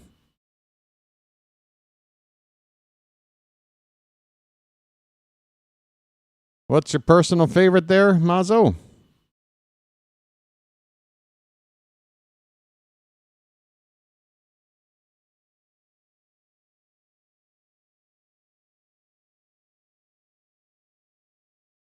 Oi, sorry, folks. Whoa. Is my microphone... What is going on with my microphone lately? Apologies if my audio quality today isn't up to normal standards here. Okay, we're ready. Trevor Story, first pitch from Bowman is fouled away. Strike one. Red Sox with a runner at first, 2 down. Orioles ahead by 1, 4-3 in the top of the 5th. Ah, gotcha. What movie is that from, by the way? There goes the runner, the pitch. Throw down to second. It bounces in there. Westberg unable to keep it, and looks like the runner would have been safe regardless. So is that Rob Refsnyder with a stolen base, his first of the season? Gives the Red Sox a chance to tie the game now. Runner in scoring position.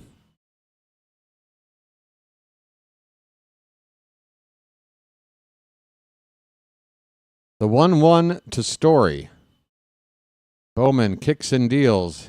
Fouled off to the right, 1-2.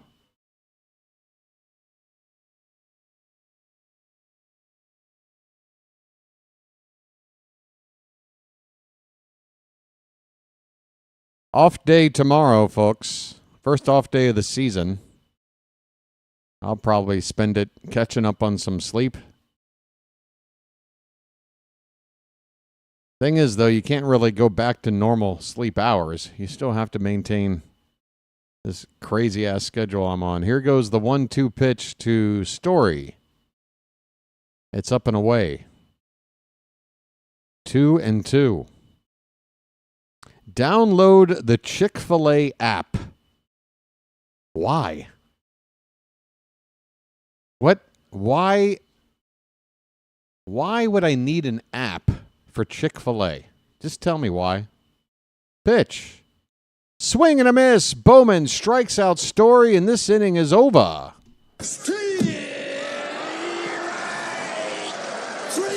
Well, y'all come back now, you hear?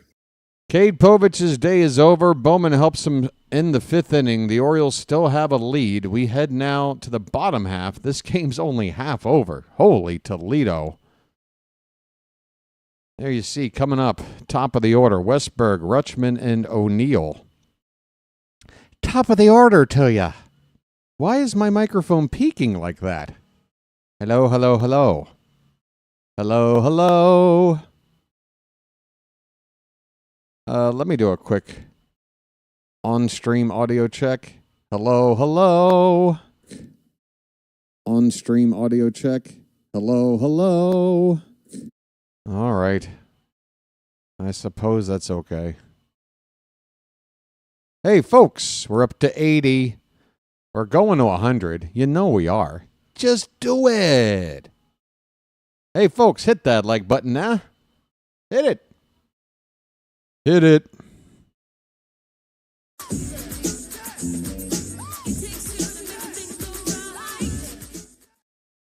It takes you to hit the like button.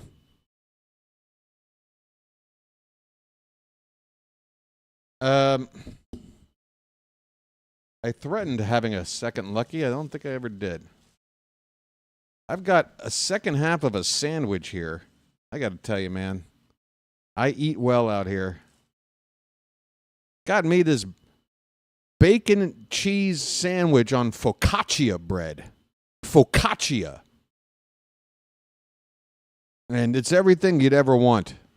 It's like 5 strips of bacon, some cheese, and some good bread.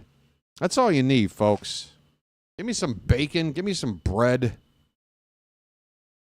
Some cheese. I'm happy. I'm a simple person. A lot of kids in the stands today. Wait a minute. Why aren't they in school? I love it.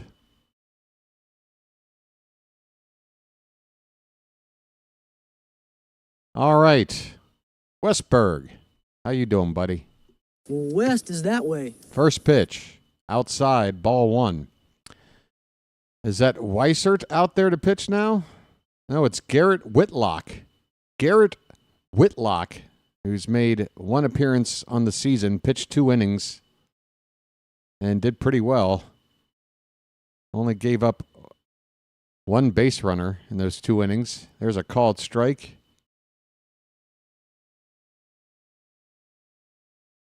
One and one on Jordan Westburg, who is 1 for 1 with a walk, a single, and a run scored. Pitch. Called a strike. Tough call there. Didn't hit the target. The catcher had to reach back toward the inside, and it looked maybe an inch inside.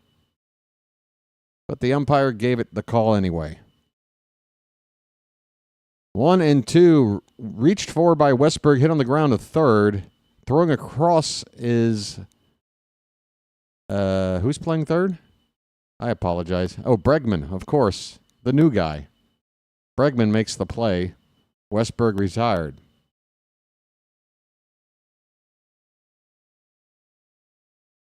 Adley Rutschman. Let the clutch out gently, okay? Here's a guy.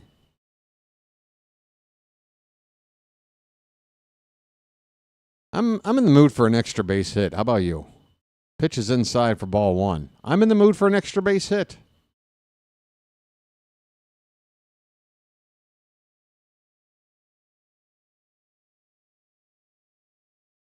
The 1-0 is a slider that's in there for a strike. 1-1.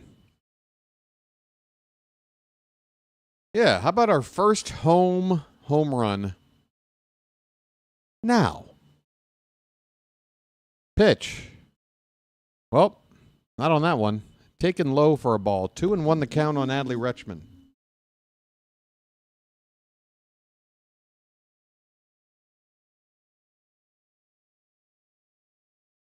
Pitch.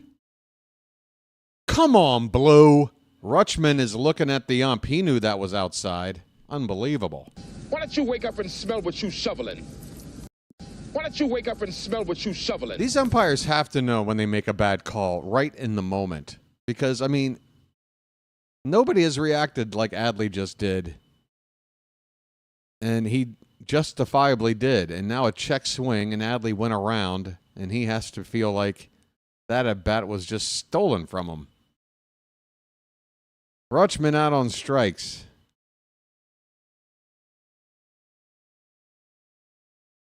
Tyler O'Neill coming up. Ahoy there! Anybody home? First pitch. Outside, ball 1.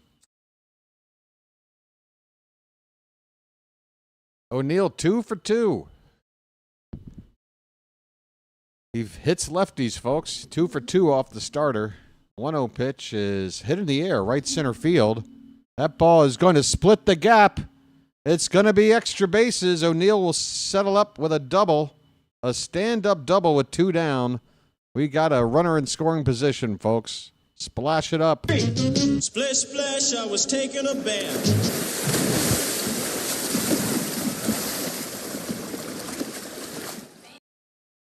Let's get some runs. I offer you the opportunity to join me in glorious battle. Sounds like a plan to me. I'll be your Huckleberry. Come on, folks.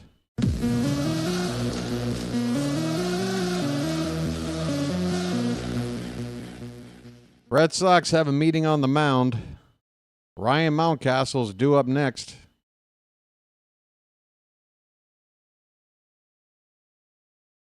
Oh, Albert Suarez got caught by Tyler O'Neill's rod. Albert Suarez got hooked. Oh, I hope Albert's okay. If you know what I'm talking about, you know. That was hilarious. There's a pitch to Mountcastle outside for ball 1. Oh, Rob typed it in right there. Yeah, that was hilarious. I hope that makes the Sports Center package. 1-0 pitch. Oh, come on, ump. You're starting to piss me off, dude. Called a strike. It looked inside. 1-1.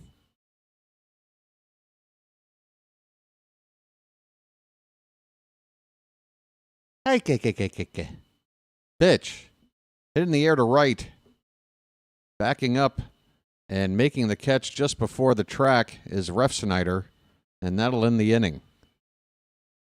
The Orioles get a 2-out double, but Tyler O'Neill is left stranded. The Orioles have only left 3 men on base today. They have the lead here, 4-3, going into the 6th.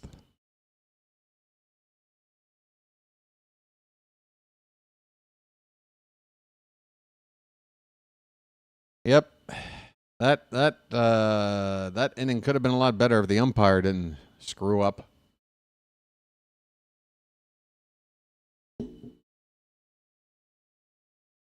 Folks, 3 main rules on the Charm City chat. 1, no politics. 2, no spoilers. 3, no personal insults. That includes our boys out there. But the umpire, feel free to talk smack about him. Say anything you want. That's how it's always been, folks. You know, if you listen to the old Take Me Out to the Ballgame song, the actual lyrics, the tradition of humiliating the umpire, it goes back to the beginning, the inception of the game. Told the umpire he was right all along, good and strong. Or wrong all along. I already screwed it up. But yeah, in the song, they're talking about how the umpire stinks. You know? What are you gonna do? Oh, I'll tell you what you're gonna do. And at some point, probably use a computer to call these balls and strikes. We'll see.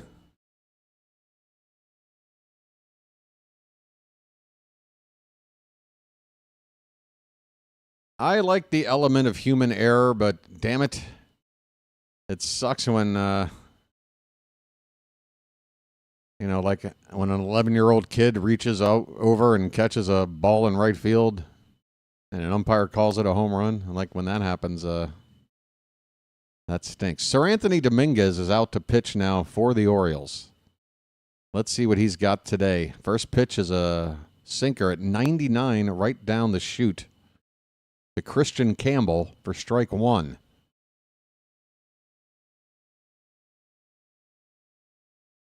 Next pitch is a sweeper outside. Low and away for ball 1.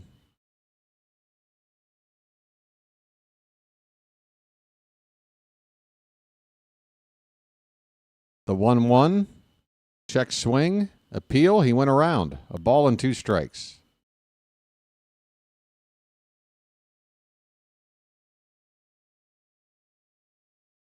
Yeah, we are looking for a clean, full inning from Sir Anthony. Can he do it for us?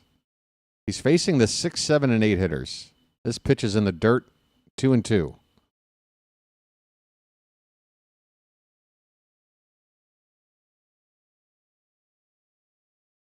Keegan Aiken is next in line to enter the ball game. He's getting loose. 2-2 on Campbell. The pitch is at the bottom of the zone for a called strike 3. Perfect spot.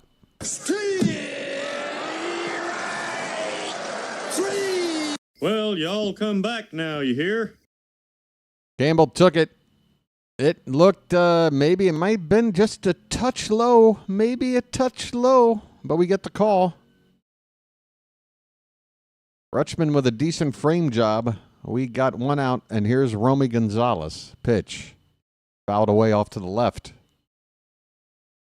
1 for 2 is Gonzalez.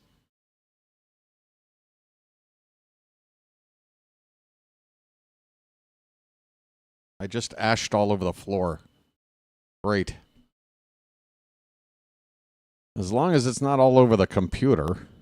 That pitch is inside, and it might have hit. No? Did it hit Gonzalez? I guess not.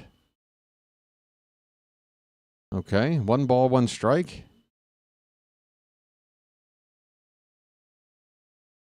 Come on, Sir Anthony. Broken clock is right twice a day, right? Swing and a miss. a sweeper. That broke off the plate outside, and Gonzalez whiffed. 1 ball, 2 strikes. I take too much medicine already. Here's another sweeper, but Gonzalez lays off this one. The count now 2-2.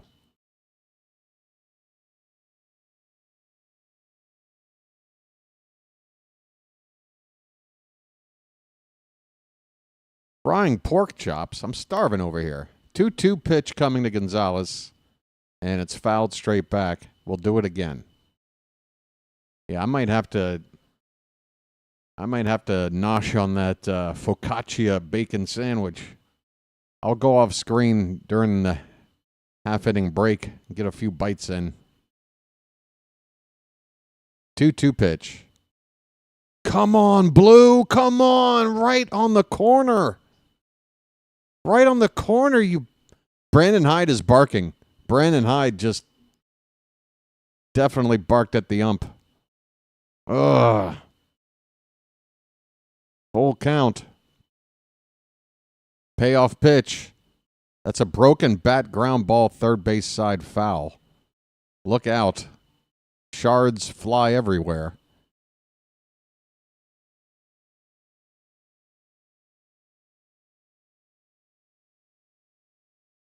Wow.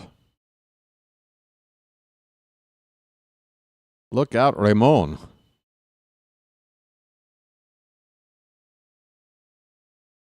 Gonzalez waiting on a new bat. Look at this bad boy. I love it. With the Coke bottle glasses. All right, let's go. Full count. Come on, Sir Anthony. Don't walk him now. This pitch is lifted in the air to center field. Mullins with a long run, and now it's right fielder O'Neill charging in to make the catch in right center. Sorry, is that Dylan Carl? Oh, is that Laureano? Wait a minute. O'Neill's in left. Laureano's in right. I'm sorry. My mistake. Ramon Laureano makes that catch. I screwed up. But hey, if I screw up and it means we record an out, I'll happily screw up. We got 2 down, bases empty. Connor Wong coming up. And a swing and a miss on the first pitch. Fastball at 97 from Dominguez.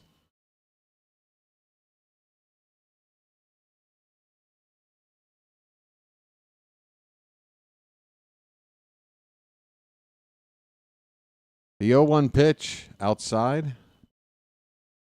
4-3 Orioles, top of the 6th. It's been this way for a while. The first 3 innings were a knockdown, drag-out war. Been 4-3 here for a little bit. Here comes the 1-1. That one's hit a little flare to second base, and Westberg with a little bunny hop to make the catch for the final out. Sir Anthony Dominguez, folks. Folks, sound the alarm. A 1-2-3 inning for Sir Anthony to protect a 1-run lead against the Red Sox. You know, tip of the cap. And speaking of tip of the cap, you know what?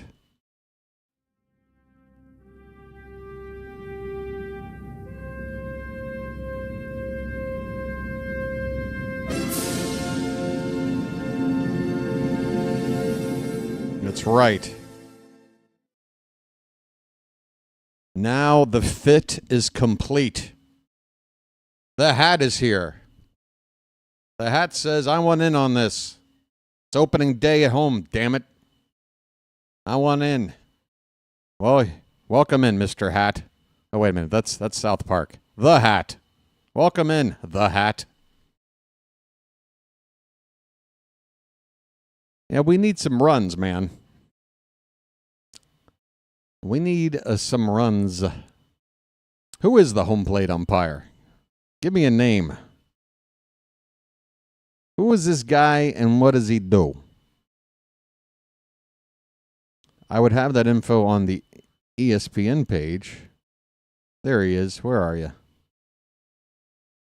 Chris Guccione. Ah, the Gooch. Is that right? Is it 87 degrees in Baltimore? 87? It's 87 degrees in March. Good Lord. Never mind me complaining about the weather out here. Is that right? Is it muggy too? We have been gooched. All right, folks, bottom of the 6th. Let's go. What do we got? First pitch is a called strike to Heston Kjerstad. Folks, if you don't mind, please.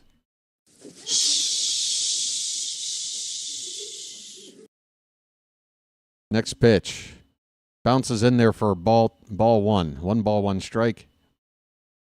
Garrett Whitlock is out here for another inning of work.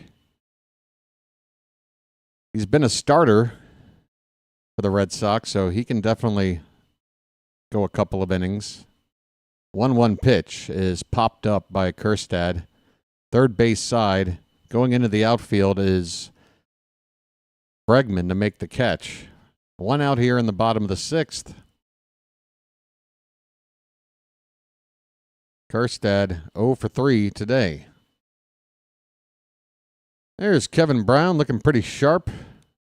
Did some of the emceeing for the ceremonies before the ball game. Got Jim Palmer there.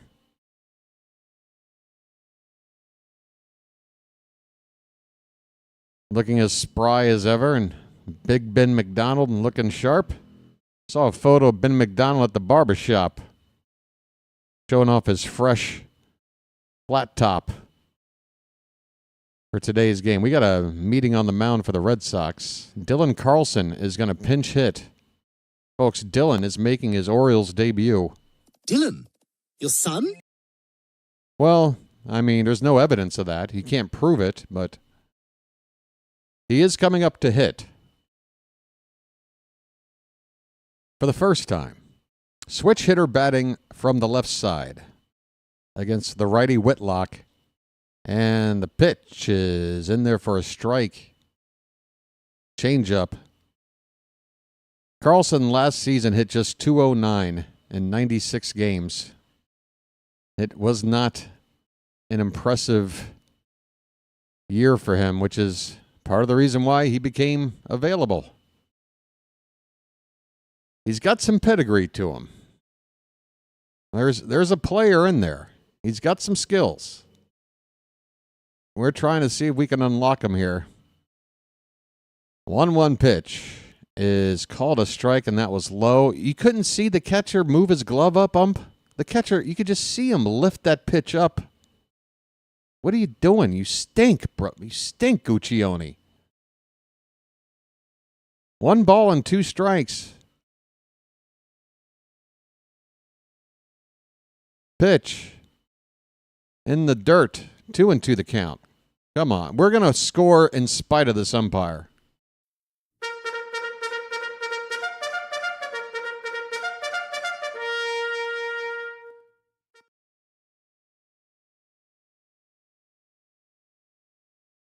Here's a ball fouled off to the right. And the count remains 2-2 on Carlson. 1 out here, nobody on base in the bottom of the 6th. The Orioles ahead 4-3. First game of 3. First 7 games of the season against division opponents. You want to get off to a good start. Pitch, swung on and missed, and Carlson strikes out. 2 down in the inning.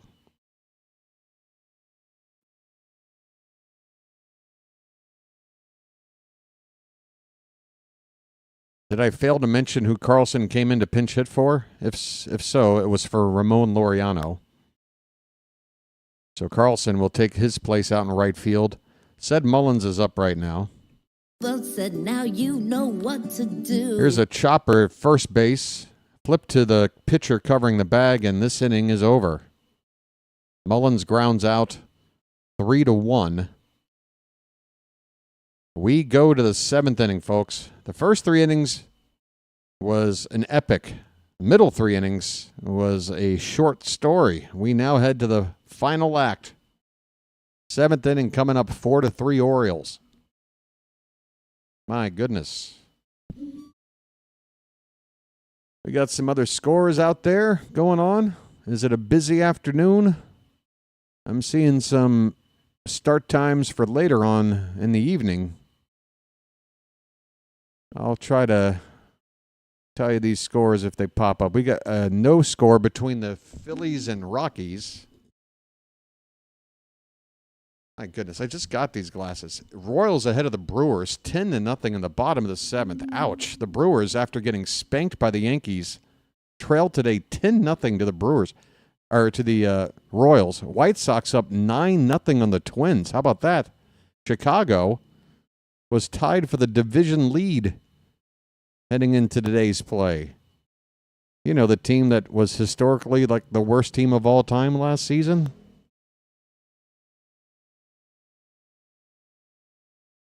Oh, is it?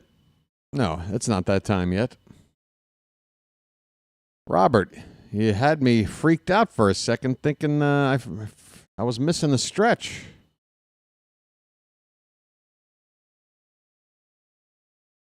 It's 78, not 87? Okay. I promise you, if you go to ESPN's scoreboard page of this ball game information, current weather, it reads 87. I knew that that just seemed crazy to me. That seemed crazy to me. 78 sounds a little more normal at this time of year. Keegan Aiken, 80 in North Carolina. How you doing there, Garrett Family Aquatics?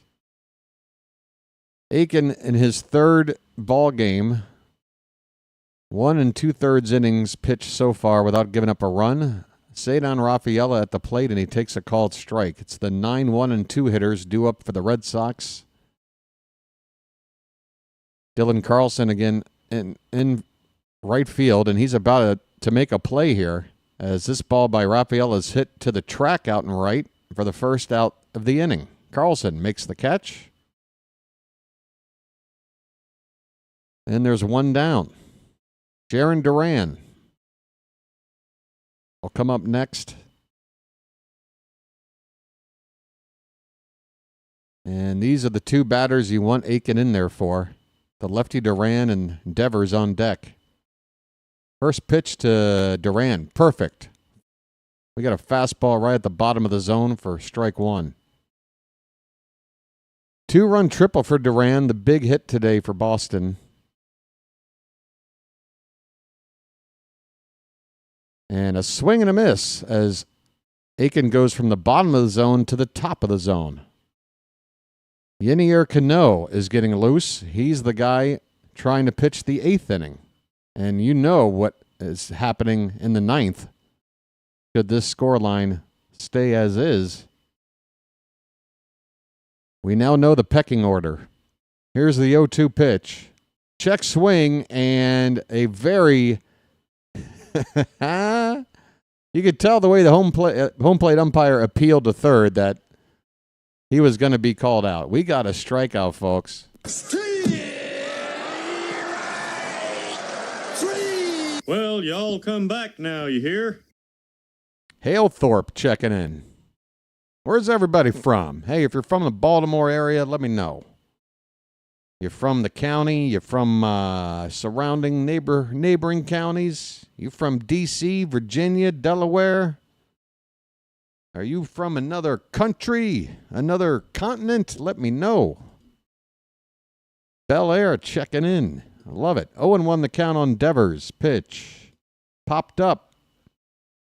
Adley takes off the helmet, but it's the mask. It's out of play. 0-2. Come on, man. One more strike. Let's make this quick. Keegan Aiken is out there with 2 down and 2 strikes on the batter, 7 pitches.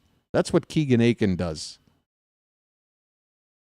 Well, 0-2 pitch is upstairs, a ball and 2 strikes. Travis is in Oregon. You know, I've always wanted to go, and Froggy's in British Columbia, so I've always wanted to go to Vancouver. Pacific Northwest is one area of the world I've never been and always wanted to check out. Fouled away by Devers. Warren checking in from Manchester in the UK. Warren, you a Red Devil fan or a City fan? Who's your football club? 1-2 the count on Devers. That pitch is in the dirt. 2-2 the count.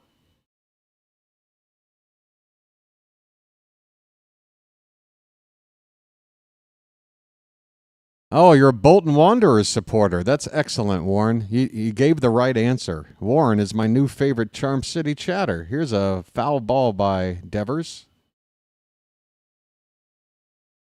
Warren, I used to cover the Premier League. That was my previous job. I was a sports writer for NBC Sports, covering the Premier League for about a decade, up until a couple of years ago.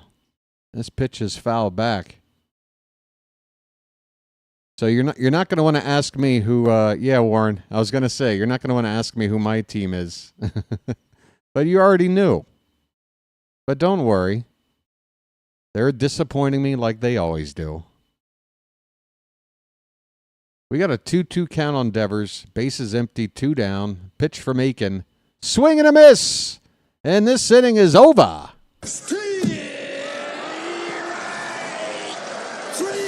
Well, y'all come back now, you hear? Very nice. Very nice.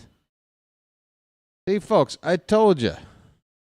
Could be worse. Could be West Ham. Well, you're not from London, right? Oh, you mean me as a London club? I gotcha. I'm actually, I'm a Leyton Orient fan. I'm a Leyton Orient fan. You know why? Because they have origins that trace back to my family's ancestry. So I'm supposed to root for Leyton Orient, but, I need a Premier League club. You know what I'm saying?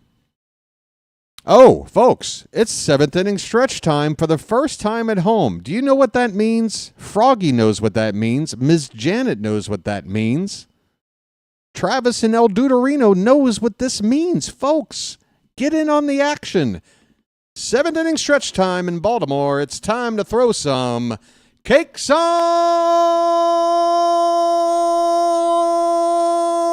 the griddle. Get them cakes up in the chat, folks. Thank God I'm a country boy. Thank God I'm a country boy. Thank God I'm a country boy. That's right. Bust out the syrup. Give me a pat of butter. A fork. If you don't have a knife, I'll make do. We need some cakes. And we need to get these likes up to triple digit, folks. You want to win this ball game? You want to hold on and win? Let me talk to the 40 or so people out there that I know who are watching and have not hit that like button yet. I am asking you ever so nicely. Go ahead and do it. 10 more likes and we hit triple digits. And then we win the game. How's that sound?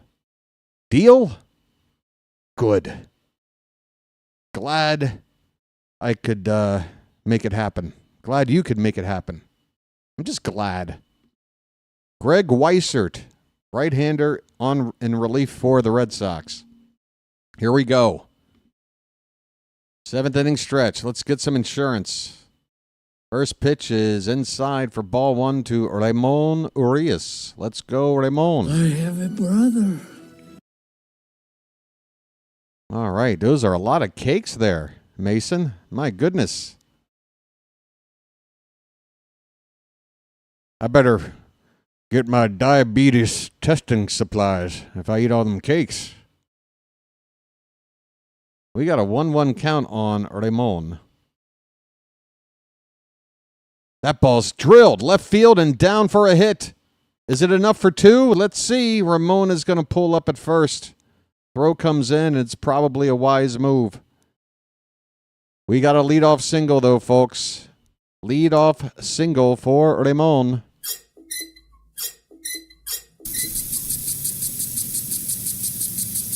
All right. That ball was barreled up. He smacked it. Jackson Holiday's up, folks.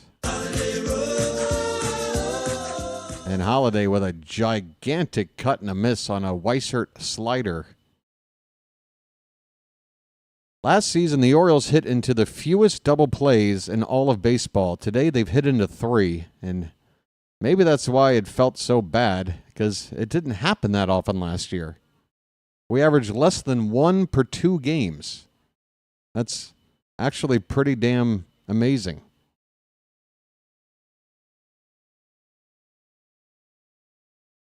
One and one the count on Holiday. Pitch way outside. A changeup that Weissert must have slipped out of his hand there. 2-1 the count on Holiday. Arias at first. In the bottom of the 7th, nobody out. Pitch. Outside again, 2-2. Come on, folks.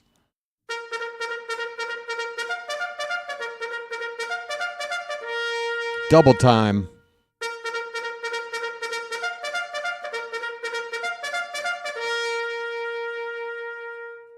The 3-1 pitch to Holiday. Taken for a strike. I can't believe Holiday took that. He's usually hacking, and now he takes a pitch in the zone for strike 2. Full count. Will they put Arias in motion here? The pitch. That is, come on, Blue! Why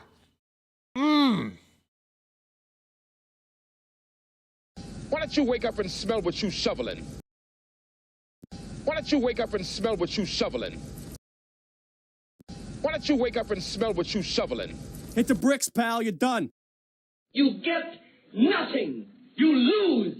Good day, sir. How about this? Peace, love, dope. Now get the hell out of here. Jordan Westberg takes strike 1. Hey, Ump, do you mind if, we determine the result of this game? The 0-1 pitch. Hit in the air. Right field. And caught out there for the second out of the inning. Westberg down. He flies out to Refsnyder and right. Adley Rutschman coming up. Let the clutch out gently, okay? Folks, 99 likes. Why don't you go ahead and be number 100? Why not? Be number 100. There is a pitch outside to Adley for ball 1. Rutschman with a base hit in the first inning. Since then, a double play and a strikeout. And the umpire burned him on that strikeout at bat last time up. The 1-0. Outside again, 2-0. Not close. Not close. We've hit 100. Thank you, folks. Appreciate it. And I want to thank you very much for that. I really do. But it's opening day. I'm greedy. Let's keep going. 2-0 the count. This ball is popped up right field. Refsnyder is going to camp under it and make the catch to win the inning. The Orioles continue to lead by 1. It is going to be it's going to be a wild ride, folks. On to the 8th inning now with Yenier Cano coming out of the pen. Whew. Hang in there.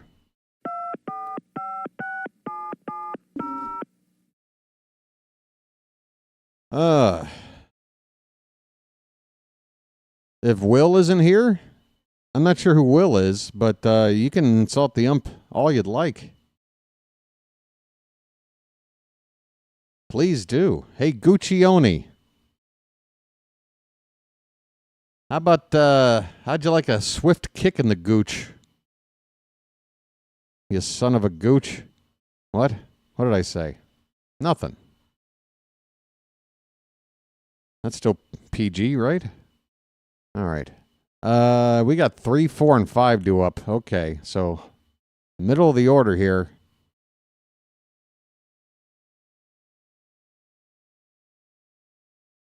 3 straight right-handers. Refsnyder's a right-hander, right? No, because we're winning. The earmuff 8th inning, folks, is an inning that's designed for games in which we have a reason to, let it all out, our frustrations. But even though we might be frustrated by the fact that we're only up by a run and we've let some opportunities go by the wayside or this or that, the umpire stinks, whatever the case may be. Today's not one of those days because we're in this thing. We got the lead, for crying out loud.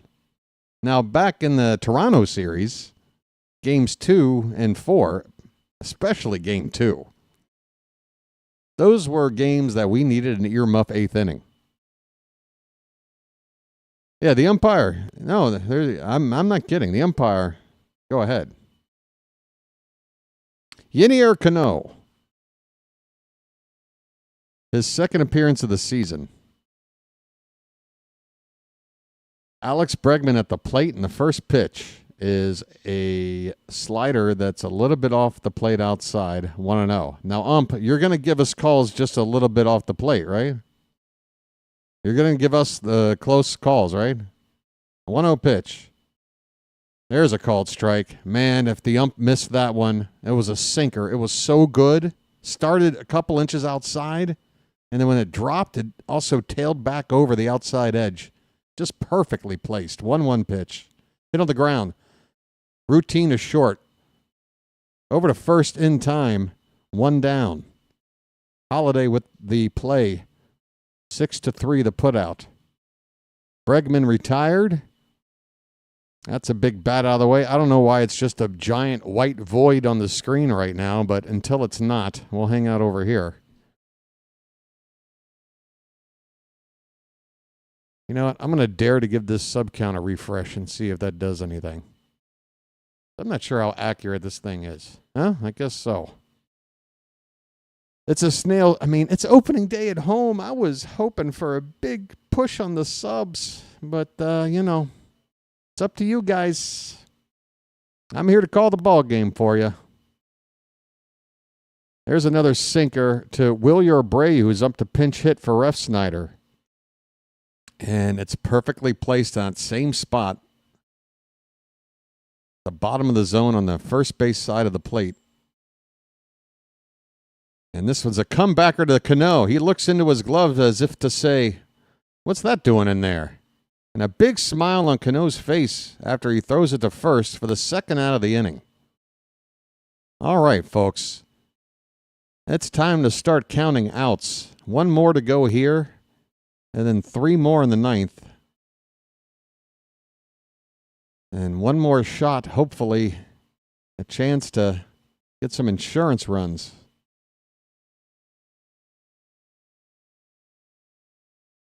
Here is Trevor Story. Base is empty, 2 down, first pitch. A slider in there from Cano. All right. Keep it up, Yennier. Keep it up.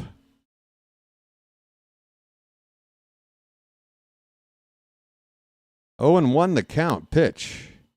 Swing and a miss. Oh, Cano is sharp today. Cano is sharp today. He is hitting his spots, and he's got movement. 0-2 on Story.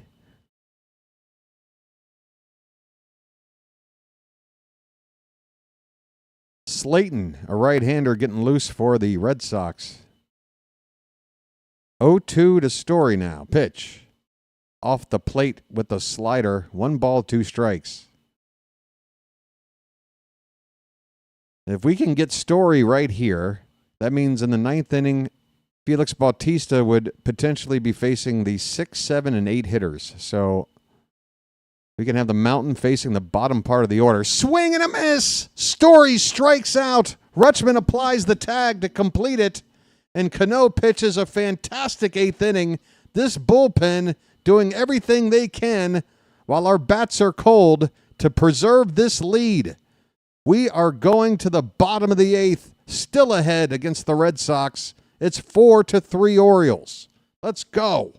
Come on, folks. You want to win pretty? You want every day to be like opening day? Did you really think we were going to have 162 games like opening day? Huh? Or do we win ugly sometimes? You want to win ugly? Huh? Let's win ugly. Let's go. Come on. We'll do it. We'll do it anyway. Whatever.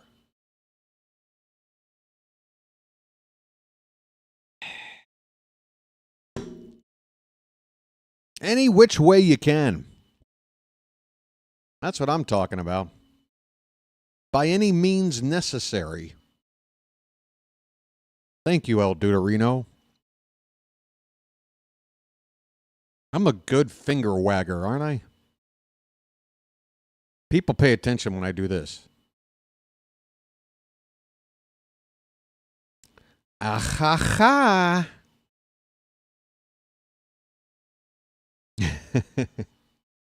Man, I was watching that classic scene from Coming to America the other day, the barbershop. It's one of my favorite just comedy scenes ever. Rocky Marciano. Man, every time he come here talking about Rocky Marciano. Huh? I tell you. Tell you what. Baseball. Tyler O'Neill, Ryan Mountcastle, and Heston Kjerstad are due up in the 8th. And there's David Rubenstein tossing out some free hats. Hey, David, toss the hats out in the upper deck for the cheaper seats. Don't toss them out right behind home plate. Those people can buy them. Give them to the ones out in standing room only. For the poor dudes like me. All right, Tyler O'Neill set to lead things off. First pitch is hit on the ground, hard but foul, third base side. And the ball boy down there, or lady, couldn't tell. Anyway, they missed it, and they're down there chasing that ball. Slayton on the pitch for the Red Sox, right-hander. Is it Justin Slayton? I think that's his name. Justin Slayton. Hey, I guessed it right. Must have been a subconscious thing. All right. 0-1 on Tyler O'Neill. Forgot to hit the button here. Ahoy there! Anybody home? Pitch is hit in the air, right center. And it's going to fall in there for a base hit. Second time O'Neill has found a spot to the opposite field where he didn't really hit the ball hard. He just hit it to the right spot. Tyler O'Neill finding ways to get on base. All right.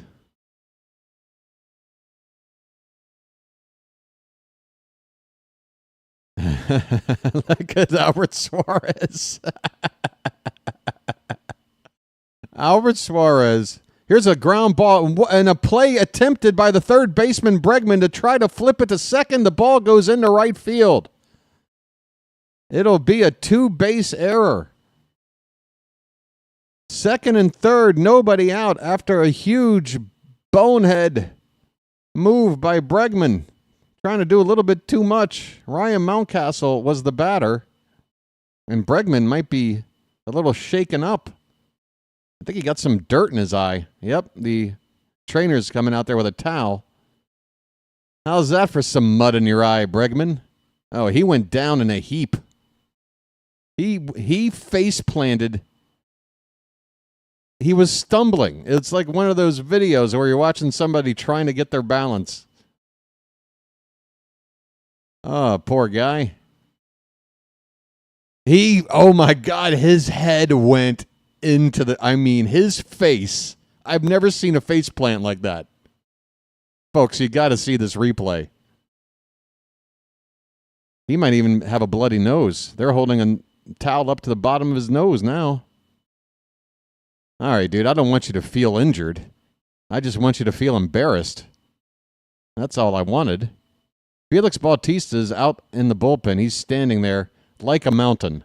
Let's face it, he looks like a mountain. He has not moved yet. There he goes.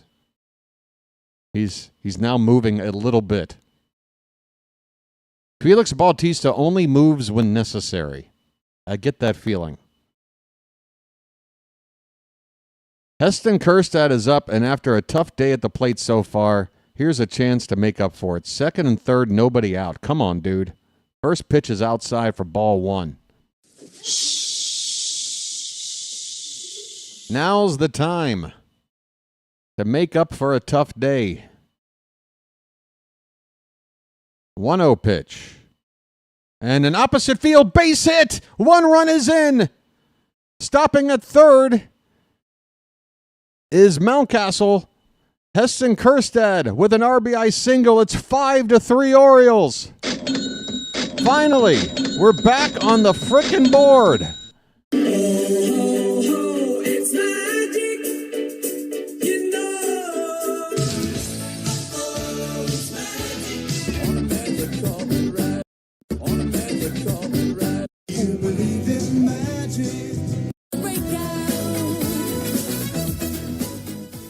Tyler O'Neill scores. It's first and third now. Still nobody out. Dylan Carlson coming up for the second time since taking the place of Ramon Laureano.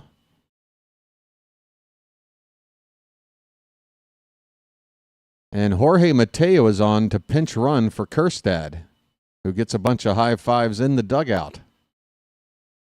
So Mateo operates not only as a... Well, Kjerstad's the DH today. That's right. So it makes total sense. That's probably his last at-bat of the day. So why not get a guy out there to replace him with some speed? First and third, nobody out for Carlson. And the pitch to him is a cutter left outside for ball one from Justin Slayton, who has not looked very sharp for the Red Sox. They have another pitcher up now, Cooper Criswell. Carlson's 1-0 count as Slayton steps off the rubber. 5-3 Orioles now. And should I be over here? I guess I should be. How you doing, Charm City chat?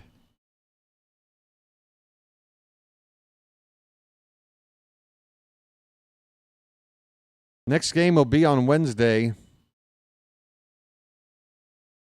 We'll be live here on the channel at 6:25 p.m. Day off tomorrow.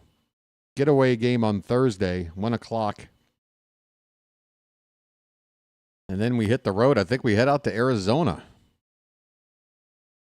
to avoid Corbin Burns, who I believe is not going to be pitching in that series. 2-0 the count. Pitch is outside. There goes Mateo, and Wong drops the ball on the transfer. But there you go, folks. Mateo showing why he's still a valuable part of this team. If there's one guy you need to steal a base, even Ced Mullins, as much as I think he's good at it, Mateo is pretty damn quick. 3-0 the count, and that is ball 4. So Mateo didn't even have to steal the base. The bases are loaded now with nobody out. Justin Slayton has been not good. Alex Cora is coming out to take him out of the ball game. That's a thanks for nothing for Justin Slayton. Wow. Cora was talking to Slayton, and Slayton, you could see him trying to step off and walk back to the dugout before Cora was done talking to him, and that is bad. And his body language, too, was very bad. That'll get you demoted, dude. Honestly. You ought to cut that out, man. Manager's talking to you. You don't start walking. Not good stuff. But hey, that's your problem, Boston. You take care of it. You take care of Slayton. I ain't worried about it. All right. What's going on? Bases loaded, pitching change. Tyler O'Neill with 4 more hits today. What is going on? Tyler O'Neill is hitting .571. 2 runs scored and an RBI today. He had a game off in Toronto. Anybody want to compare Tyler O'Neill's curtain stats to Anthony Santander's? I tell you what. Why don't we wait to the end of the month, end of April, I mean, before we even do that? I got a feeling we did the right thing.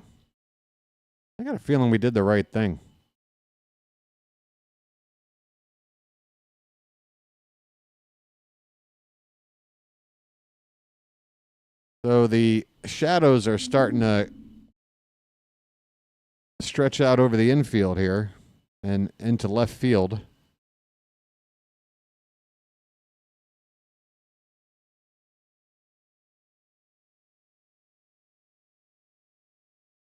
Still a big crowd on hand here. Cooper Criswell into the ball game for the Red Sox, right-hander. He made 18 starts last season, 8 appearances out of the pen. Ced Mullins is at the plate, and the first pitch is up and away for ball 1. Folks said, now you know what to do. Mullins 1 for 3, had the double back in the first. Bases loaded, the pitch. Hit back up the middle, off of the foot, and into center field, off of the foot of the pitcher. 1 run is in. Here comes another. He scores. It's a 2-run RBI single for Ced Mullins, and the RBIs keep on coming. My goodness. Wow. Wow. Mullins, how many RBI? He had 6 coming into the game. He's got 4 more today. He's already into double-digit RBI. This is game number 5. He's got 10 RBI. He's on pace for 328 RBI. Is that enough? Pitch is called a strike. With a built-in day off tomorrow, George, I say yes. With a built-in day off tomorrow, I say yes. With a 4-run lead, you still go to the mountain. But if we blow it up bigger, as Ramon hits it to third, goes second to 1 for 1 over to first in time. That was close over at first base. I'd like to see a replay on that one. But for now, Ramon Arias grounds into a double play. Runner goes to third base. Bregman starts this double play. Campbell with the turn throw. And that looks safe. That looks safe to me. He's safe. He's absolutely safe. But we don't have a challenge, do we?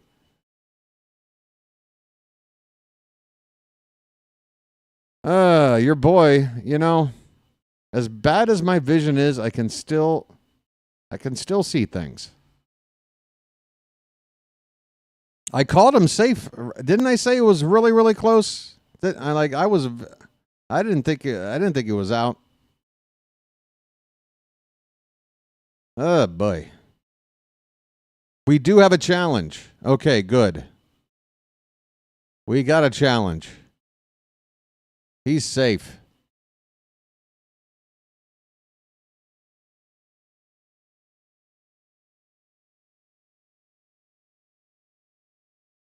Hang in there, folks. You know what? While this is happening, I need to take a bite of this sandwich over here. You know what I'm saying? I need a sandwich. So this is what I'm gonna do. I'm still here. I just disappeared. Okay. I mean, it's one thing to eat a cracker on screen. It's another to start noshing on a sandwich. Oh.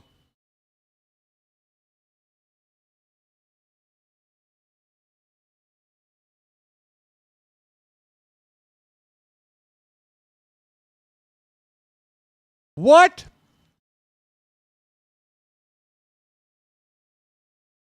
Ah, that's what we wanted to hear. Okay. Brandon Hyde is giggling. Ramon Arias is safe. First and third, one out. Sorry if you hear me noshing.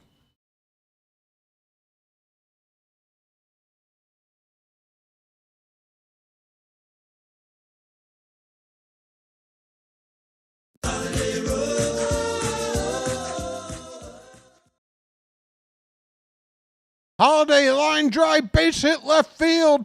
That'll score a run. It's 8-3.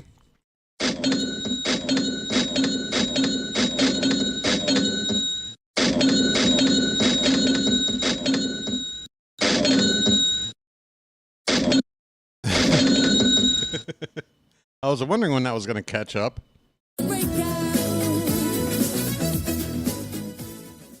Oh boy, folks. Every time I bite into a sandwich, we score a run.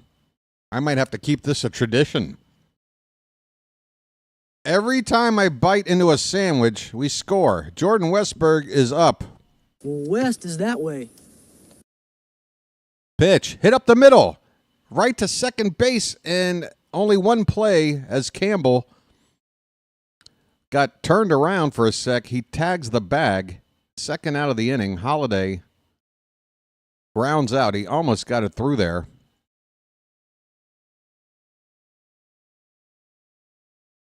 Or Holiday, I'm sorry, Holiday was the runner at second that almost got to the bag there. That was Westberg on the ground ball, so it goes down as a fielder's choice. First and third, 2 out, Adley Rutschman coming up. Let the clutch out gently, okay? Let me hurry up and get another bite of this sandwich.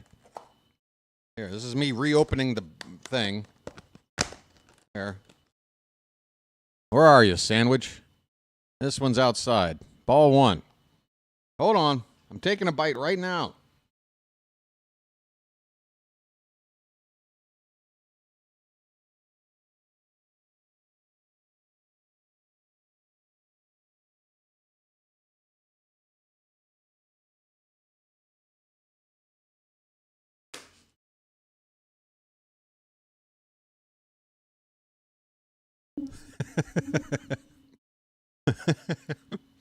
One-oh pitch. Low. 2-0 the count.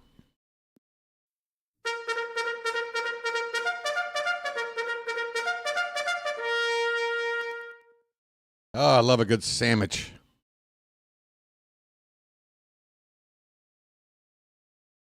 Two 0 to Rutschman. Swung on and foul tipped at the plate. 2 balls, 1 strike.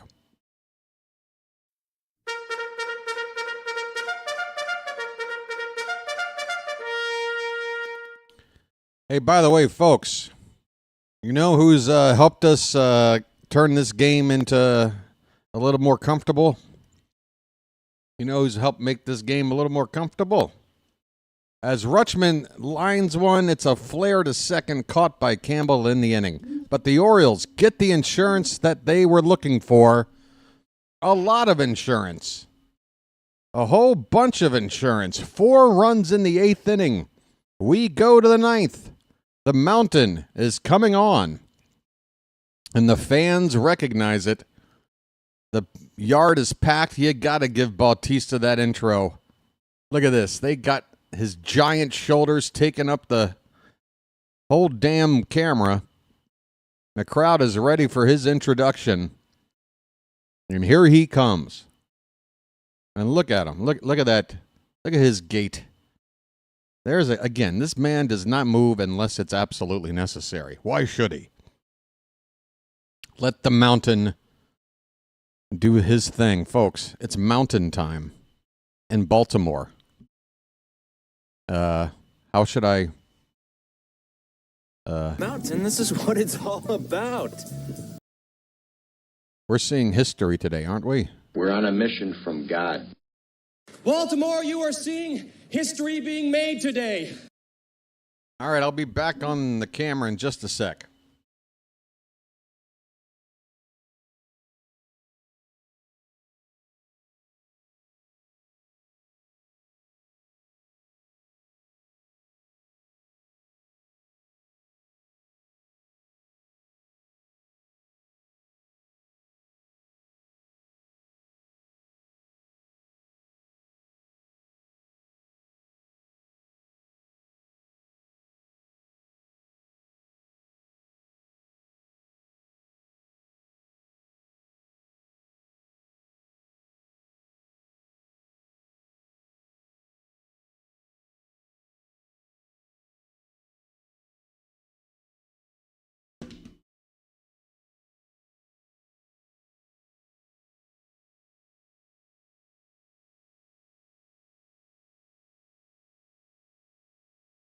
All right. Good evening. It's mountain time, folks. How are you doing? Felix Bautista's second appearance of the season. Gave up a couple of base runners in his first outing, but he also struck out the 3 batters that were retired. So his K per 9 right now is at 27. The fans are on their feet for the mountain.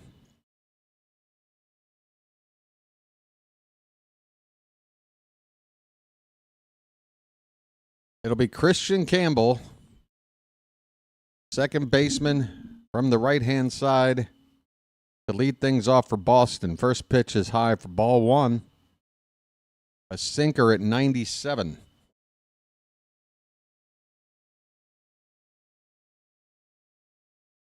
All right, your boy's ready. Let's put this game to bed. 1-0.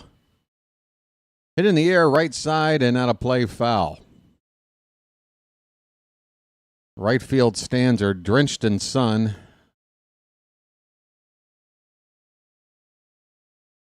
Or the first base side, I guess I should say. Lots of shadows on the field right now, though. Here's a pitch that's in the dirt. 2-1 the count.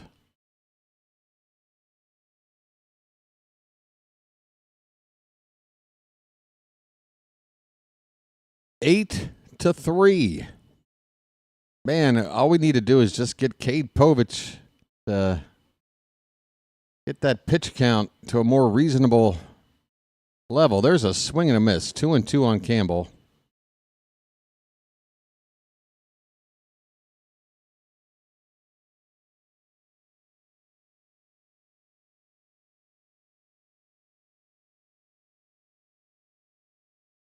Bautista's next pitch.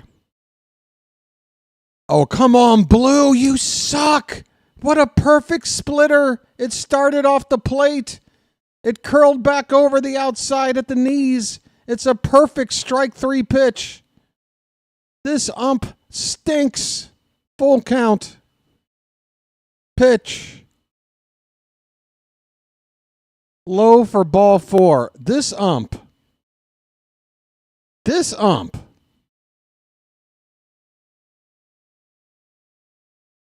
No, that split finger was right on the money. Guccione. I tell you what, with a name like that, I hope you wind up on an episode of The Sopranos, if you know what I mean. Here's Romy Gonzalez. Up and away and over the head and to the backstop and all the way back into Bautista's glove. How often do you see a wild pitch like this, folks? Wild pitch by Bautista. The ball ends up back in his own glove. That's right. You heard what I said. You won't see this probably for the rest of your life. It just happened. A runner at second base now with nobody out.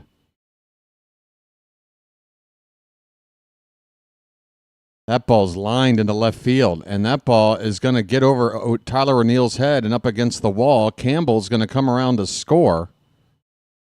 And the Red Sox have gotten a run back. Bautista, after getting burned on a strike 3 pitch, now gives up a hard hit ball, and the run comes in to score. That runner should never have existed.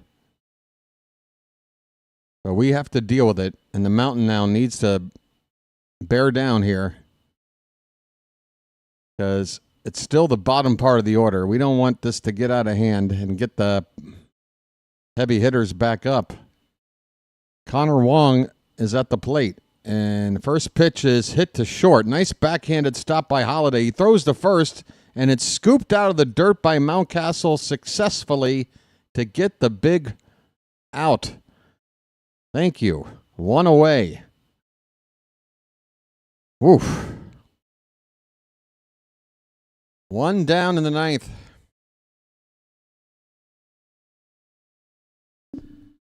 Two nice picks. 2 more outs to go. Tristan Casas is on the pinch hit. He takes the place of Cedon Rafaela in the number 9 spot. Rafaela was in center field. Casas is a first baseman who you would never see in center field. So if this somehow were to extend beyond this inning, Red Sox would have to figure some things out. This pitch is high to Casas for ball 1. I tell you, Bautista just gives up this 1 run. I'm not going to count it against him because that runner should not have existed. He should not have happened. This pitch is fouled away. 1 ball, 1 strike on Casas.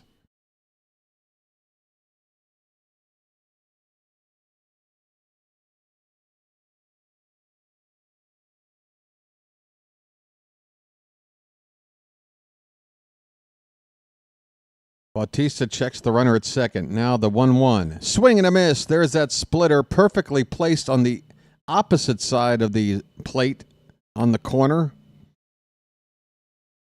from the pitch he got burned on. That splitter is looking good. 1 ball, 2 strikes on Casas. Orioles looking to move to 3-2, which, by the way, is a .600 winning percentage and puts you on pace to win 96 games. After all is said and done, this pitch is low and in. Count even up at 2-2. And then we have an off day coming up. Chance to take a breather after opening the season with 5 straight games against division opponents. 2-2 the count. Pitch. Swing and a tapper behind the plate foul.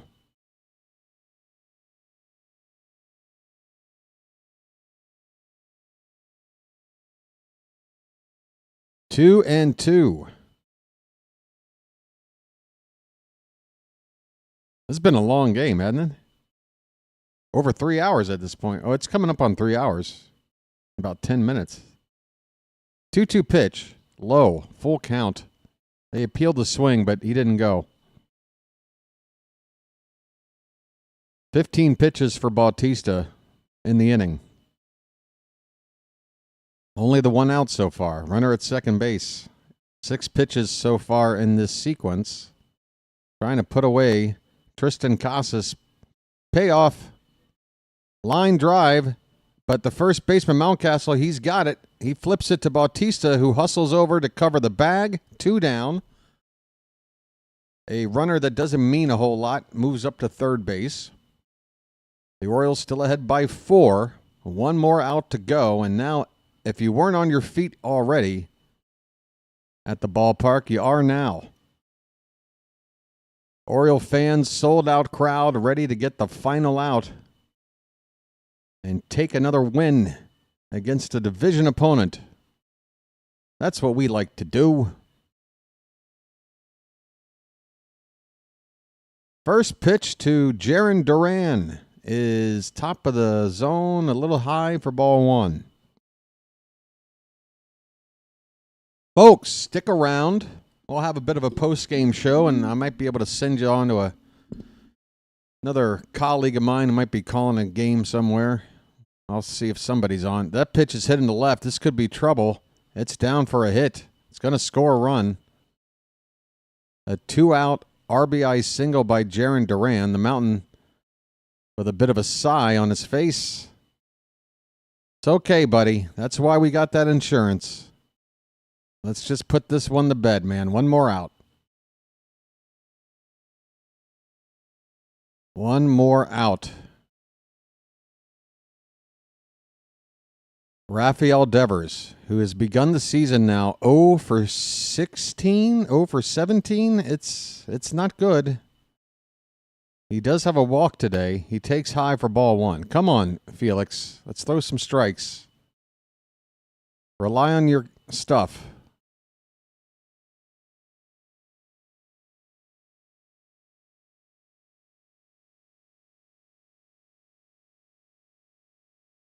That's high again, ball 2. And I saw that pitch on the tracker before. Yeah, we need to go over here. We need to just... Sorry, folks. I'm trying to hang on for dear life. 2-0 the count on Devers. Duran at second base. And the pitch is low for ball 3. It didn't help that Rutschman dropped this one. Can't afford to walk Devers. Up gets the tying run to the plate in the form of Alex Bregman. Come on, Mountain. Here's the 3-0. That's a called strike, and that was borderline. Devers doesn't like it.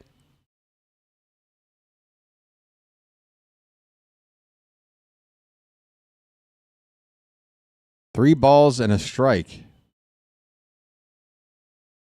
A check on the runner and the pitch. That one's lined foul off to the left, and the Mountain works the count back. It's now 3-2. And folks, one more strike. Can we get it? Let's go. The pitch. High. Ball 4. The tying run is coming up.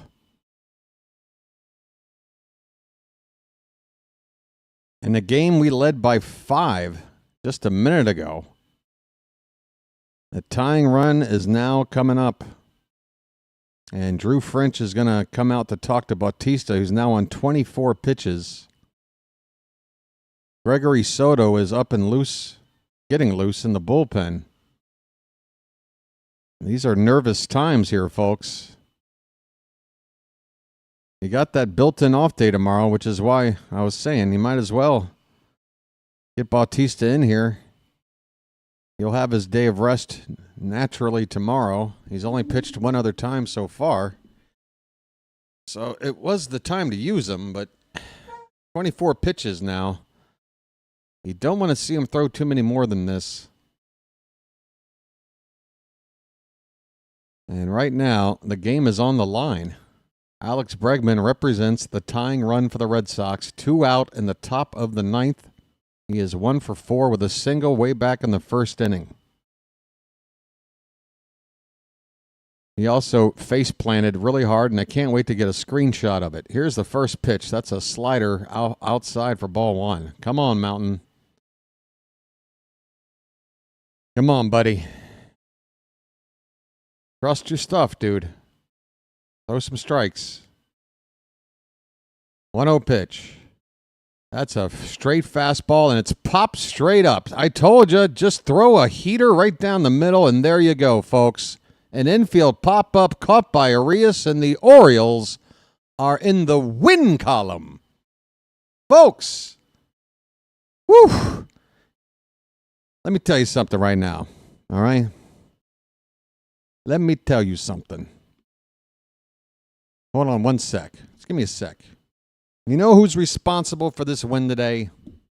Huh? You know what happened? You know when things turned around? That's when. Who do you have to thank for today's win? The hat and the sandwich. By the way, here is evidence of the partially eaten focaccia bread bacon sandwich.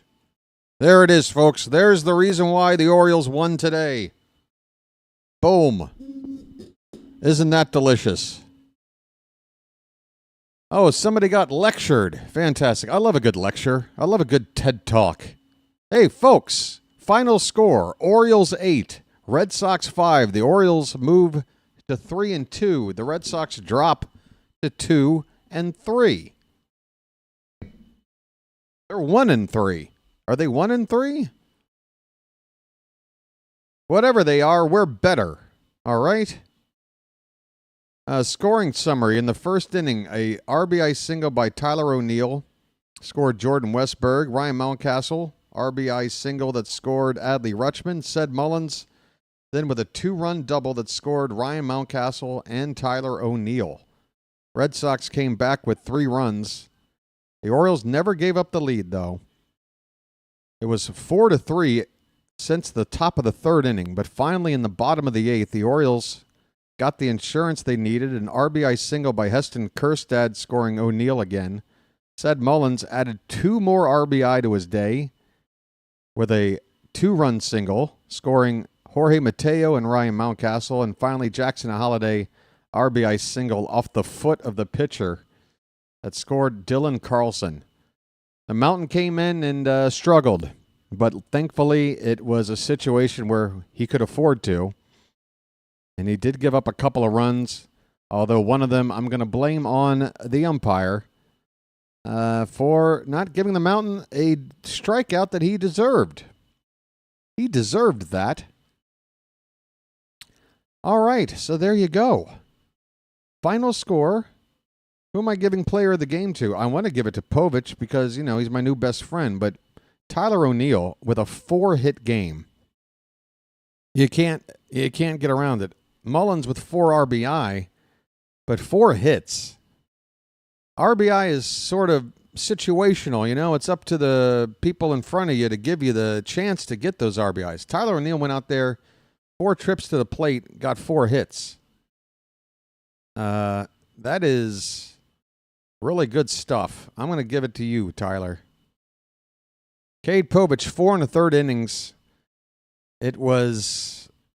you look at the stat line, he ends with a 6.23 ERA and a 1.62 whip. That is not good, but there's so much promising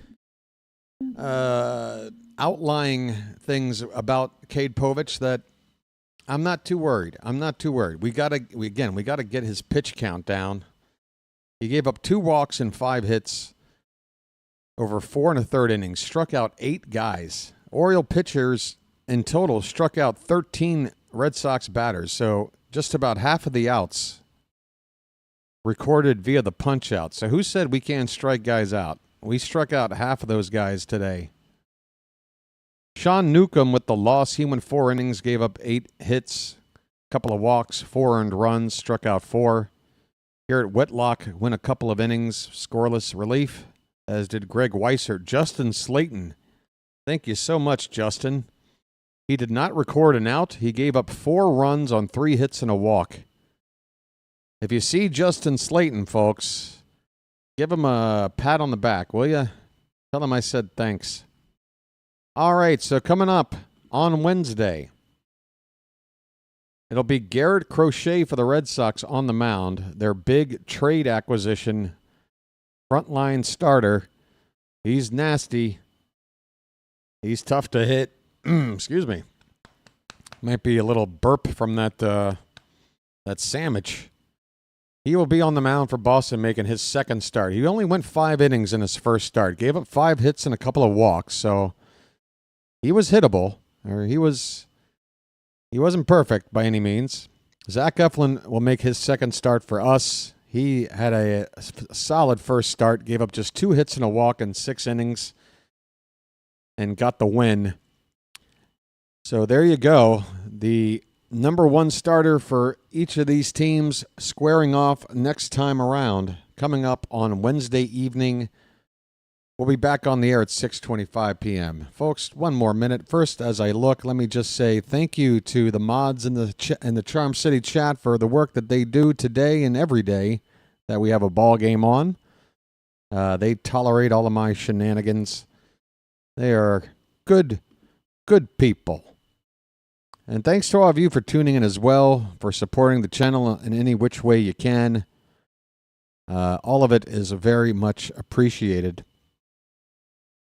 I'm going to send you over to a buddy named JJ who covers Phillies games.